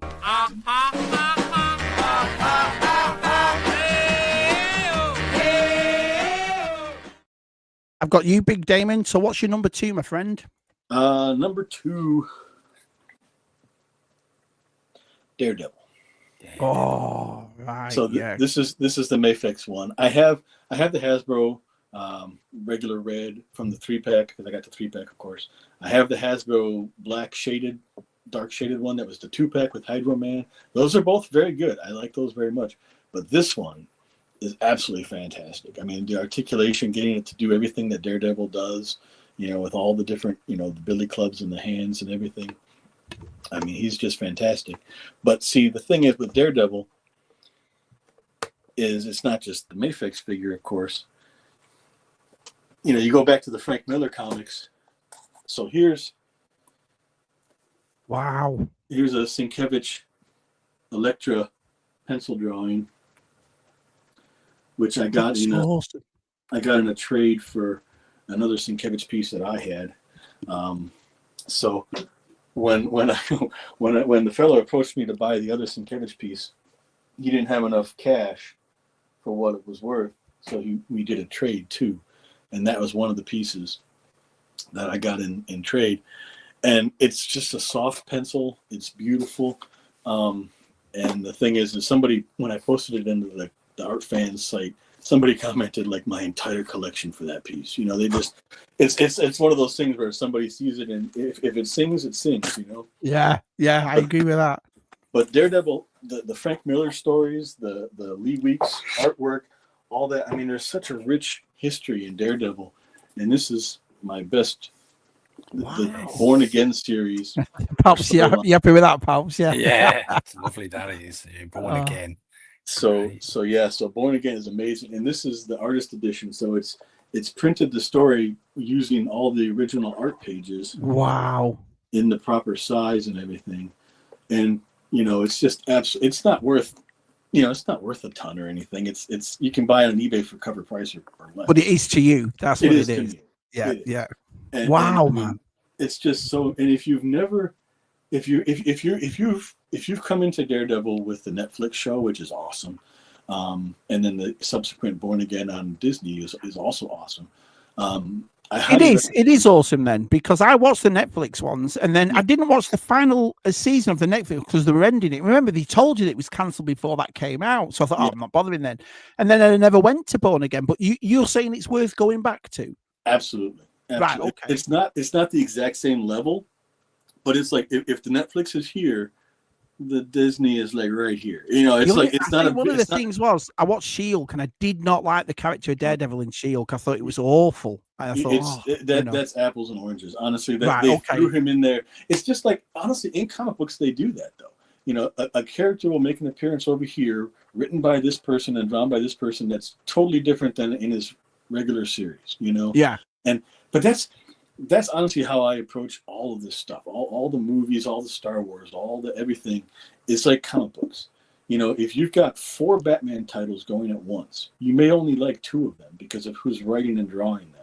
The other 2 you don't read because you don't like the artist or the writer, you know. Yeah. But you still like Batman, but it's just those stories don't. Some of them, some of them. I suppose it's like your favorite song, isn't it? When you buy an album, some of the songs on an album you like, some you don't. You know, exactly. so. But you don't say you hate the band anymore. There is something about the character Elektra I love, says Martin. Every movie, TV incarnation, I think has been brilliant. I really should read the comics. What should he start with? What do you recommend? Okay, well, if I would start, just get Daredevil Visionaries volume 1, 2, and 3. Just go through the Frank Miller run, the original Frank Miller run, and then just go from insane, especially by Frank Miller. Yeah. Yep. Yeah. You just start with those. You're gonna go up and down. You're gonna, it's not all gonna be Elektra or anything, but you're gonna get. It's so rich. There's so much, dark noir, crime noir type stuff in there. It's awesome. And then, Elektra Lives Again is a really cool graphic novel that he did, that Frank Miller did with I think Lynn Varley. He painted that with Lynn Varley, I think, right? It's been a while. Love and War is another Daredevil graphic novel with that Bill Sienkiewicz did, and that's where you get the giant Kingpin, like you see now in like the Spider-Verse, where it's like, here's the if this window here that I'm in is the panel, his shoulders go from like one end to the other. It's fantastic. But I mean, so here's Kingpin here by Mazzucchelli, just, I mean, larger than life. And of course I have my Kingpin figure too. But I mean, get the Frank Miller Visionaries. If you can get this cheap. Not this edition. Just get a regular trade paperback. Go to a comic shop. They probably go to a show. They probably can get them cheap. Individual issues will cost you a fortune. Don't get those. Brilliant. I have those in a box. Brilliant. Mudhorn Ian says the Netflix Daredevil was my intro into the character and the first Marvel character I felt I could really get into. Yeah, do you like him, Palps? You a fan of him? Yeah, I watched the Netflix show. I've read the Kevin Smith run prior. Yeah. All right. That was a good one. That's a good one too. Absolutely. Yeah, but the Netflix show was good. I was well impressed. And I always like the art of him. Perhaps when they always outside a church or a cathedral. It's always I just love the artwork to a Daredevil one. It's brilliant. So I remember over here in England, growing up, we were more exposed to Marvel characters than DC. Like the ones off the news agents, you'd get Thor, Black Panther, Iron Man, Daredevil.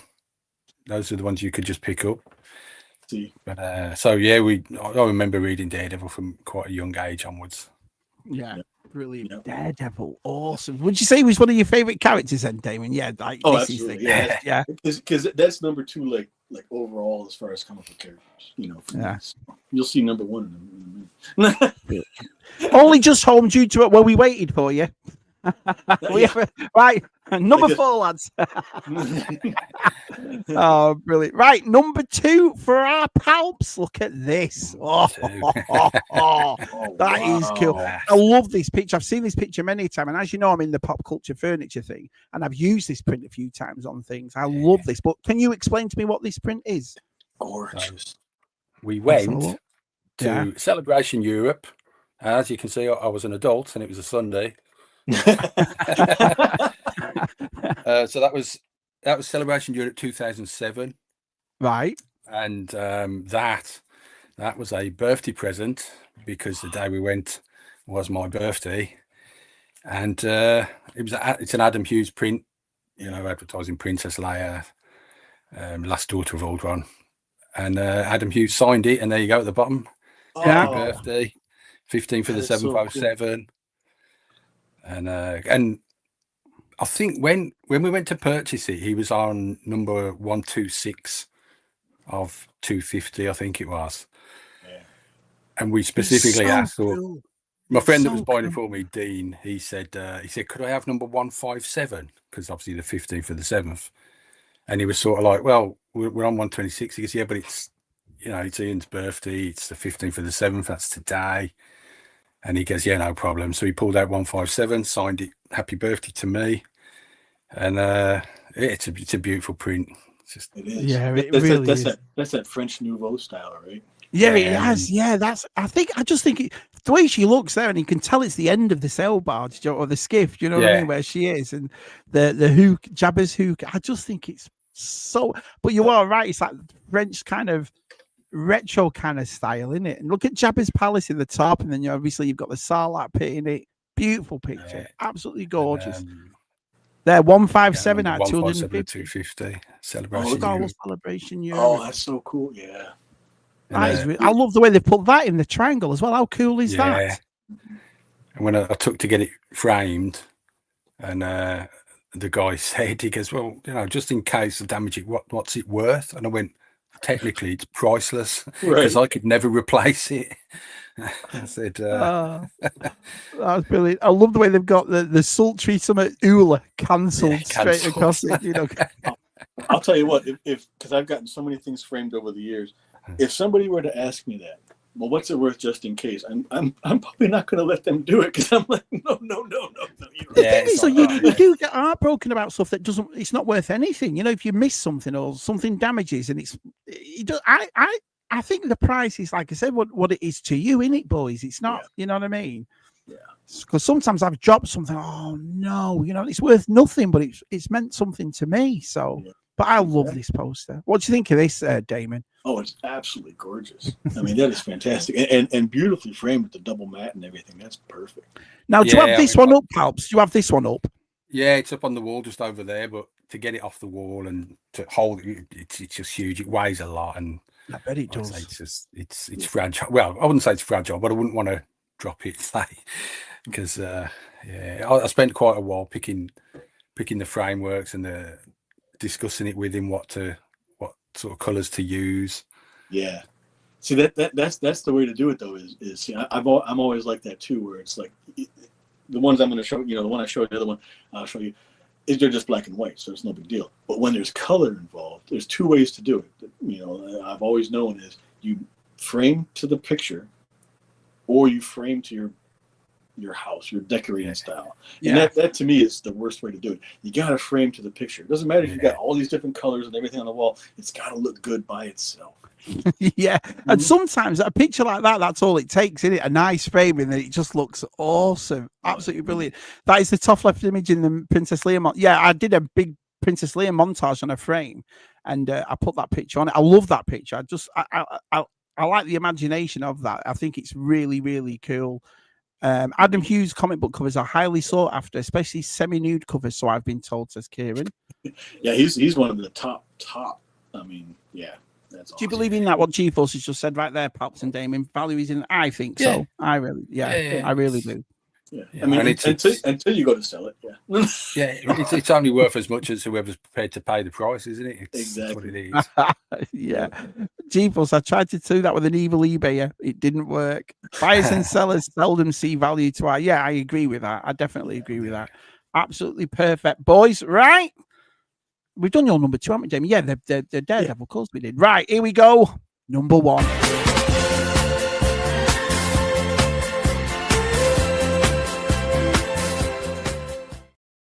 First of all, let me say to both of you, fantastic. Thank you for kicking off season 2 for me. You've been brilliant. Honestly, all the stuff you've shown is superb. Absolutely brilliant. But anyway, let's get to your number 1. Palps, I've got you big. What's your number 1, buddy? So in 2005, right, there's a little known film coming out called Revenge of the Sith. So me and my friends decided that we would go out to Hollywood to see, because to us this was the end of the journey. This is the 6th movie, the end. We had t-shirts printed. Circle is now complete. The date of the first one, the date of the last one. So there we are outside. Oh, cool. The what was it? The Cinerama Dome in Los Angeles. Wow. Just pointing. That's a cool picture. That's awesome. Yeah. We're just pointing up, the sun setting behind us, pointing up at the thing, the banner. And it was me, Paul, and Dean had gone out to see this film, and it was sort of like we needed midnight tickets. And I remember I was at work trying to phone the Cinerama Dome, book tickets. I think I managed to get a 3 a.m. show. Paul managed to get like an 11 a.m., but we couldn't get midnight tickets. And then Dean contacted me, and he said, "There's a guy on eBay selling some. Should we do it?" And I just went, "Just do it. Just don't worry about the price. Just do it." Yeah. And we conspired, and we never told Paul. And we got out there. and it was like, oh, let's go down to the cinema, and we'll get our tickets, so we've got them, you know, and then we can worry about going bite to eat and whatnot and everything. And we've got our tickets, our 3 a.m. and our 11 a.m. tickets, and we're walking back. And Dean said to me, he goes, you run ahead with your camera. And he goes, just get this. So I turn around, and Dean turned to Paul and he went, you really think we'd come all this way and not have midnight show tickets? Oh, brilliant. And you can see the look on his face. That's fantastic. Oh, that's awesome. So my number one item, and I haven't done anything with it, and I really should, is my Star Wars Episode 3 midnight show ticket, because it just holds so many memories. Yeah. Was it important for you to come to the States to see it? Yeah, it was like, you know, you see Hollywood as like the sort of the cultural home of cinema. Yeah. And, you know, you remember seeing the queues outside the Chinese theatre, and you think, what a place to be. You just don't get the atmosphere in England. So it's like, we've got to go to the States, you know. People are whooping, the holiday, all dress up. I mean, it was like a carnival. There were so many people in cosplay. I mean, there was a guy dressed as Grievous. It was just fantastic. So many lightsabers. I've never seen a prequel in England. I've seen all the prequels in the States, even the re-releases in the States. So yeah, and you're all right. They get dressed up and they go all out. Yeah. I mean, we could have seen it in England at midnight, 8 hours before they got it in the States, but it's like, man, it wouldn't be the same. So we traveled at the Odeon in Leicester. We had a great holiday. And we went out there for this midnight show, and I think by the 11 a.m.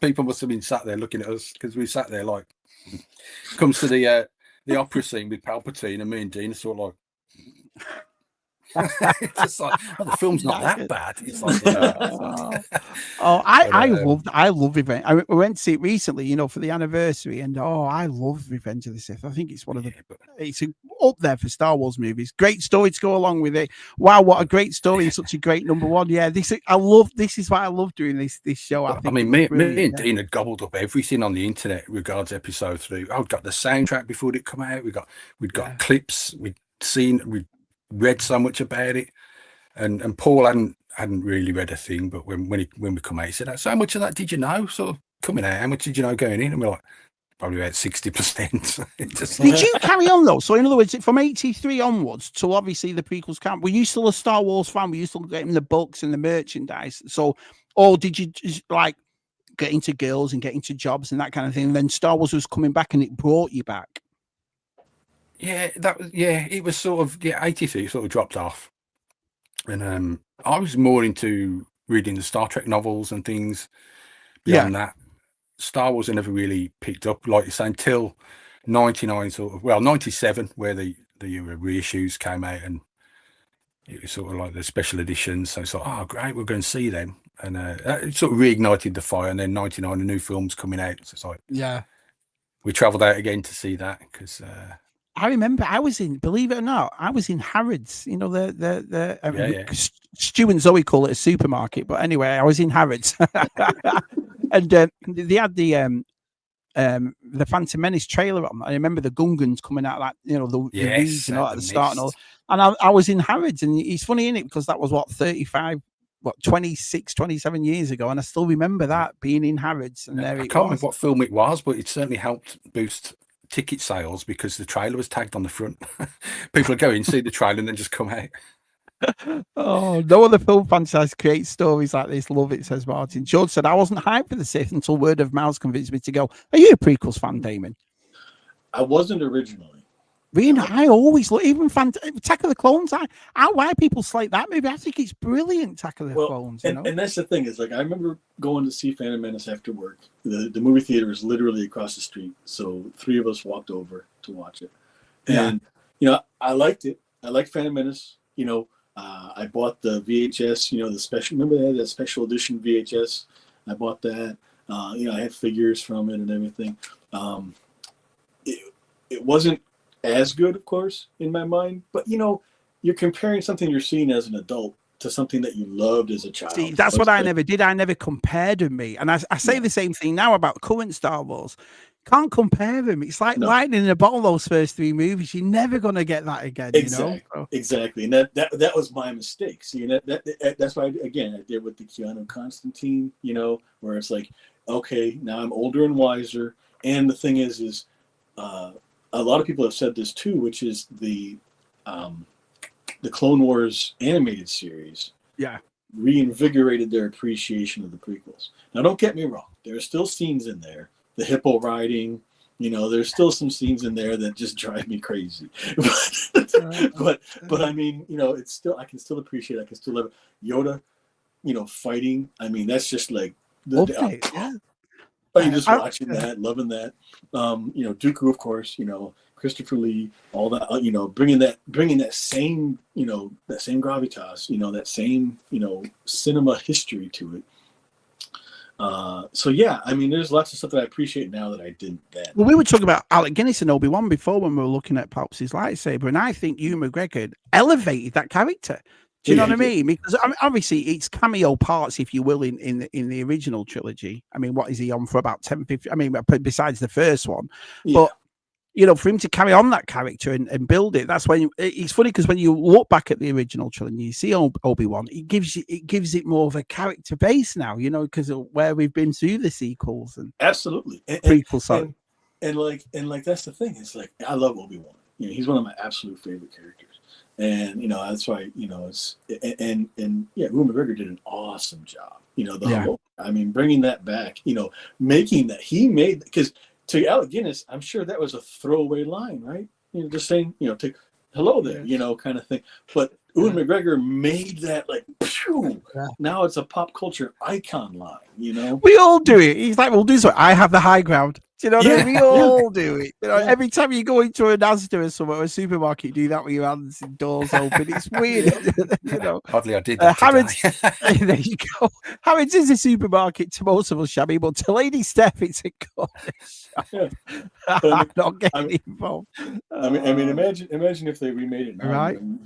You'd have all the knowledge. So, you know, you could have like, you know, Obi-Wan. You could have old Obi-Wan talking smack to Darth, you know, like my buddy and I would always joke, like, you know, like, I'll cut your robot legs off, Stumpy, you know, just. Jibo says he remembers coming out of the theatre liking episode 1, but was confused with the comedy. It was aimed at kids, though, wasn't it, with a young man. You see, if I was me, I would have started Attack of the Clones, would have been the first one for me. Then the Dark Side, then done it full Vader in the third one. But that's what we do with Star Wars, isn't it? We always, our imagination runs what we do and so forth. Ian says, bigger mistake of the prequels for me was the release of the toys, giving away Maul's double-bladed lightsaber. If it wasn't giving away, I'm convinced it will be up there as a moment with, it was cool, though, Ian. You got to admit, when he just does that. We all went, what? Was that in the trailer? Was that in the trailer? Yeah, it was in the trailer at the end of it. The doors open and he just went like that. It was in the trailer. Lady Steph says nothing like Harrods food or supermarket. Mudhorn, they spoiled that in the trailer. There you go. Yeah, you're exactly right. Yeah. Hey, Steph, everyone's saying hello to Steph. Massive mistake, I feel, says Matt Mudhorn. Steph, I found some Xmas Christmas ornaments today, that have me thinking of a gift for you. Could him Christmas up already? Christmas already. Not even Halloween yet. A friend of mine saw the Christmas tree in a hotel in Manchester the other day. It's like, it's only September. Pigeon Falls, where Dollywood is, you know, the theme park, Dolly Parton. Well, Pigeon Forge is a couple of miles out from it, and they have a Christmas hotel there that's Christmas all year round. And I've been asking my wife to do it for ages. I would kill to go there. Yeah, well, I'm not sure about the last 3, but I loved Rogue One. I liked Solo. I didn't mind Solo. Yeah. But the prequels, it seems to have got a lot of flack. But I always took them for what they are. The popcorn movies. They're not meant to be taken. You know what I mean? Like, whoa, you took me out of the movie and all that nonsense. I liked them. Yeah, it's all how you go into it, how you view them, how you look. I mean, because it's like you said, if you try to compare, if you try to bring the same level of feeling to them, it's even the same with the sequels. You know, like if you try to attach the same everything to them, it's not going to work. You know, you got to take everything for what they are. Like, look, you know, when they reinvented Star Trek, you know, with the Chris Pine and everything. You know, I'm sure that there's some backlash there. I like those movies. Those movies are for me. Those are movies that are awesome fun. But I watched all the old Star Trek movies as well, but it's like they're totally different. I mean, you can't compare them at all. No. So yeah, it's like modern movies in general. I watched a '70s horror flick today. I took the day off work so I could not try to be so spazzy when I come on here. But I watched the '70s horror flick, and it was so slow burn and slow. It was called Let's Scare Jessica to Death, and supernatural slow burn horror, and it's fantastic. Yeah. I mean, when you let it breathe, you let the actors breathe and everything else. But modern movies don't do that very often. No. Like I remember when I saw the Rise of Skywalker, in theaters, that first half hour, I couldn't catch my breath. I couldn't find out what was going on because it was so just frenetic. What was it like that for you then? When you went to see it, Palps, were you like, do you remember the actual movie? It was just the whole experience of it when you went. What, the sequels or the? Yeah, when you went to America to see it. I'd see Revenge of the Sith. Yeah. Yeah, I mean, the first time, the midnight show was just sort of the experience of like, wow. You come out thinking, this is incredible. Then we went back in at the 3 a.m. show, and that was sort of, you could take more of it in. And yeah. So we got 3 shows in one day, and it's like, it still felt really good. I still watch it now. I think it's a great film. Do you make something up as well?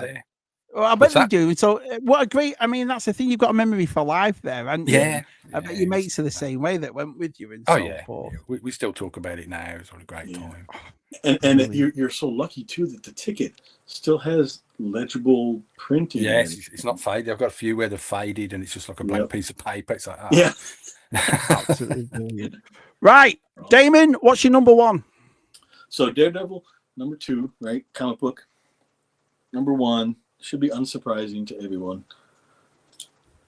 Number 1 is Batman. So this is the Mafex Nightfall Batman. Now McFarlane did a Nightfall Batman too, and that's awesome. I've got so many McFarlane Batmans. So, but these high-end ones, they do so much more. I mean, look at this cape. I mean, it's just. Is that all? What is it wired in there? Yeah. Yeah. It works so well. It does. It's just absolutely alive, And then you got his Batarang, on a wire as well, and Daredevil's baton is on a wire as well. But I mean, see, Batman for me, the reason this is number 1, it's not just because it's a cool figure, which it is.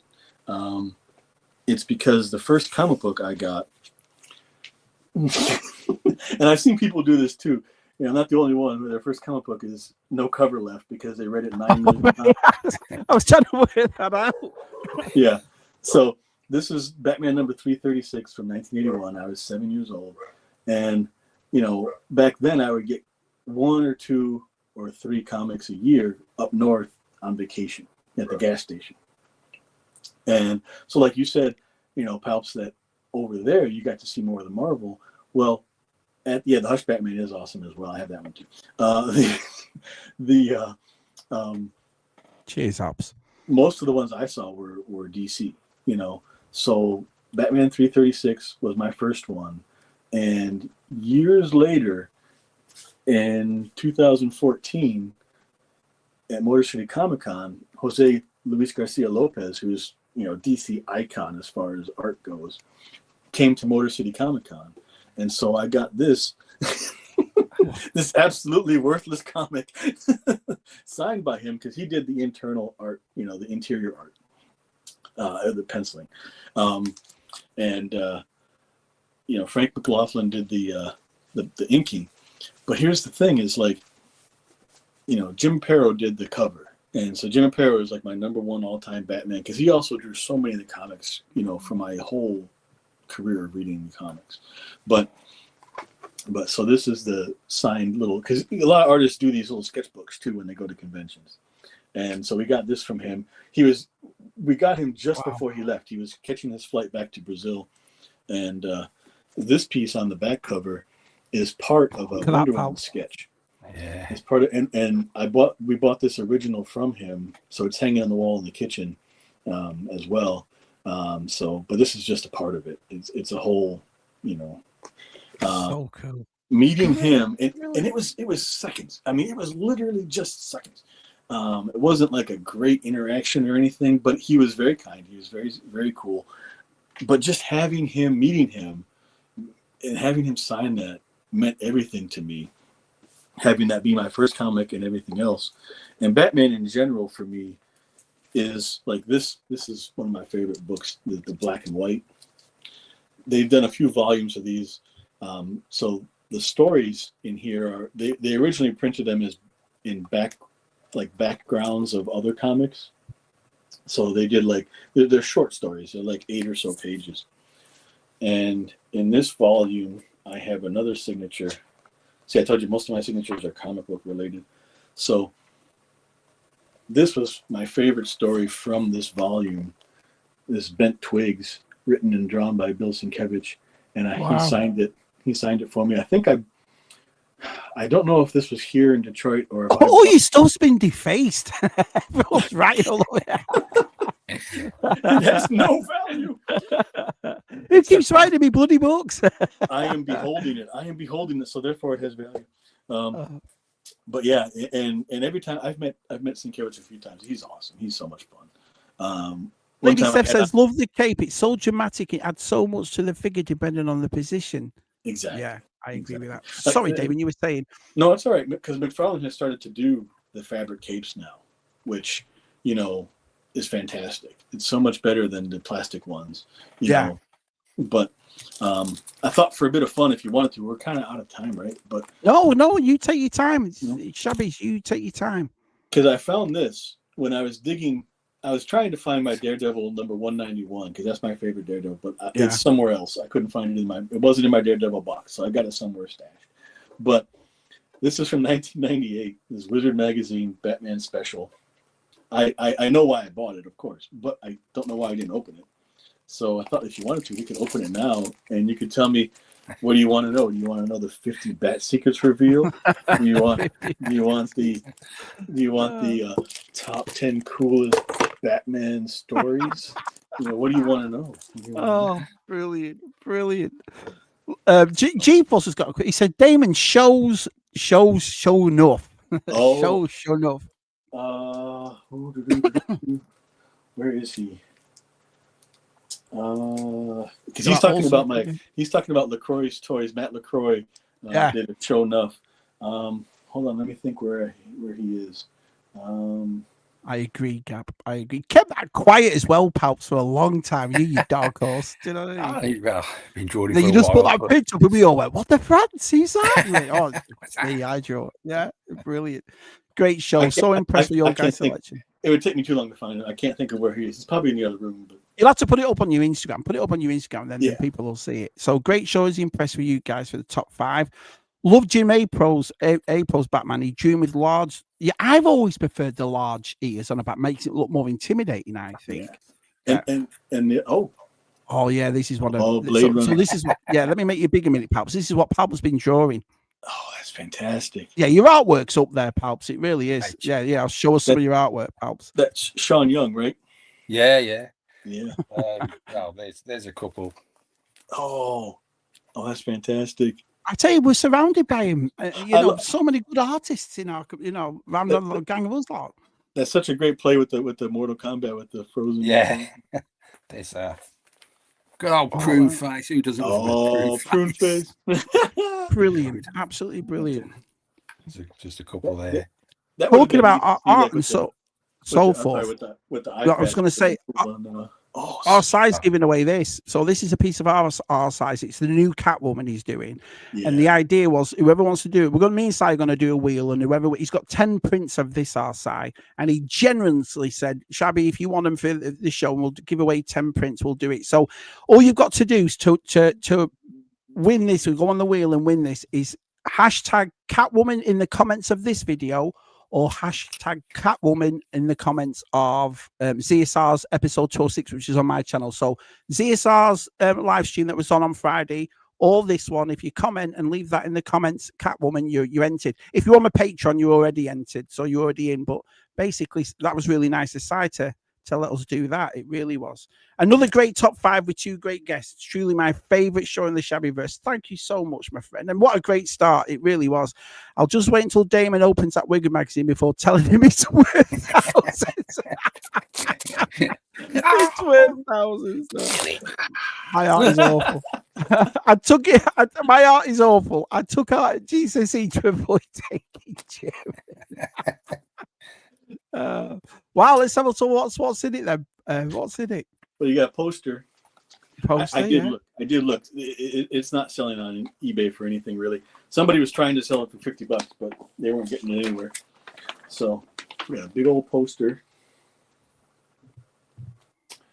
and you got the Batcave destroyed, because this is when Cataclysm, that storyline, came out. Would you have opened that, Palps? I would have opened it. Would you? Yeah, I'd have opened it day one. Yeah. Yeah, I don't know why why. I'm buying it. Well, because here's the thing: is like I found this in a box with other opened Wizards and Hero Illustrated and Overstreet fans and stuff. Because I would read them, and I made a couple collages. I've got one down in my boiler room that, you know, every inch of poster board is covered with images cut out of these magazines, you know, from back in the day.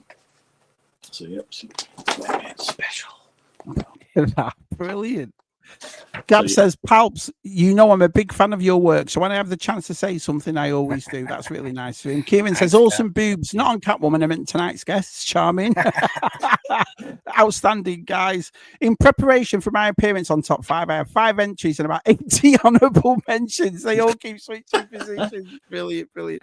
Here we go. Thank you, G-Force. That's the link to enter for size Catwoman giveaway. So if you go to that, the last CSR, which is on my channel, and write Catwoman, or the comments in this live stream after it, then you could be entered to win a mean site. I'll let you know when it's coming up and so forth.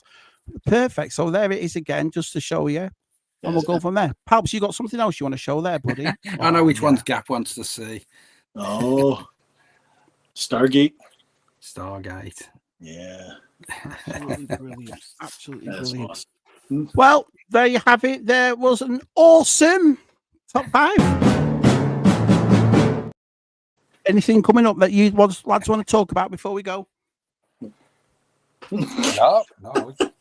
Nothing coming up. Well, we've got ZSR on Matt's channel on Friday, and I think that's me done. Yeah, I'm putting up gazebo furniture on Wednesday, so what we're doing. We're doing a live stream on there. But honestly, you two have been absolutely a brilliant live stream with Damon, Palps, Blue, Shabby, and everyone in the chat. Thank you so much. Fabulous live stream, guys. Yeah, you're awesome, both of you. And I knew this would work having you two together. It's absolutely brilliant. Would you like to know who's on next week? Yes. Do it. Next week is TJC and G-Force next week. So I've got TJC and G-Force showing off their top 5 next week. And if you'd like to come on top 5, if you weren't on the first season and you think, oh, I've got a top 5, how so Shabby, just message me on Instagram or Facebook, wherever you follow me.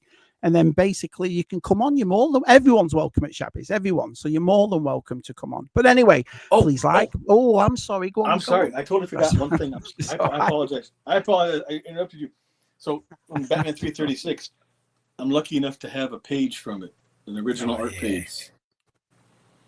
So wow. This is the original pencils and inks by Jose Luis Garcia Lopez and Frank McLaughlin. Wow. Absolutely fantastic.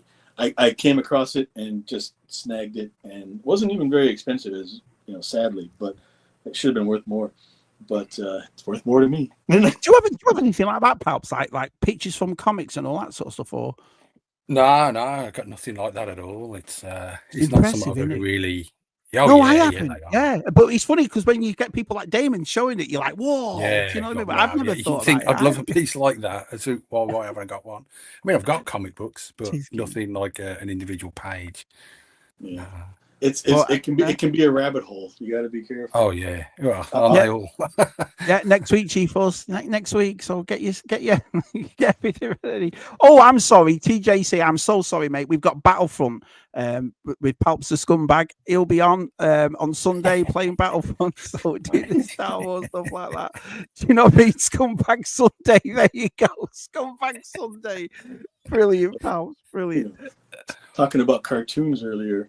So when I was on Tub Thumpers and I showed you all my art and everything, and I made everyone motion sick with the camera work, I said there were a couple things I still wanted to get. This is one I found. So Alex Toth is like legend. I don't know how to pronounce it. Toth or Toth, legendary artist. You know, Scooby-Doo, Super Friends, all that. This is a storyboard that he drew for a Super Friends episode. And if you watch the episode, you can actually see all of this happening exactly as described and scripted here. And I bought that off a fella in the Netherlands, and he shipped it over. And I was like, I hadn't bought anything in years, but I was I'm so glad you said that, because I forgot to show this, so I'll add it right now. What's this right here, Damon? Yeah, okay, I forgot about that. Okay, that's my wife. So you know, brilliant. Since I said that, you know, I'm lucky enough that she, you know, appreciates this stuff and she enables me and she supports me and everything.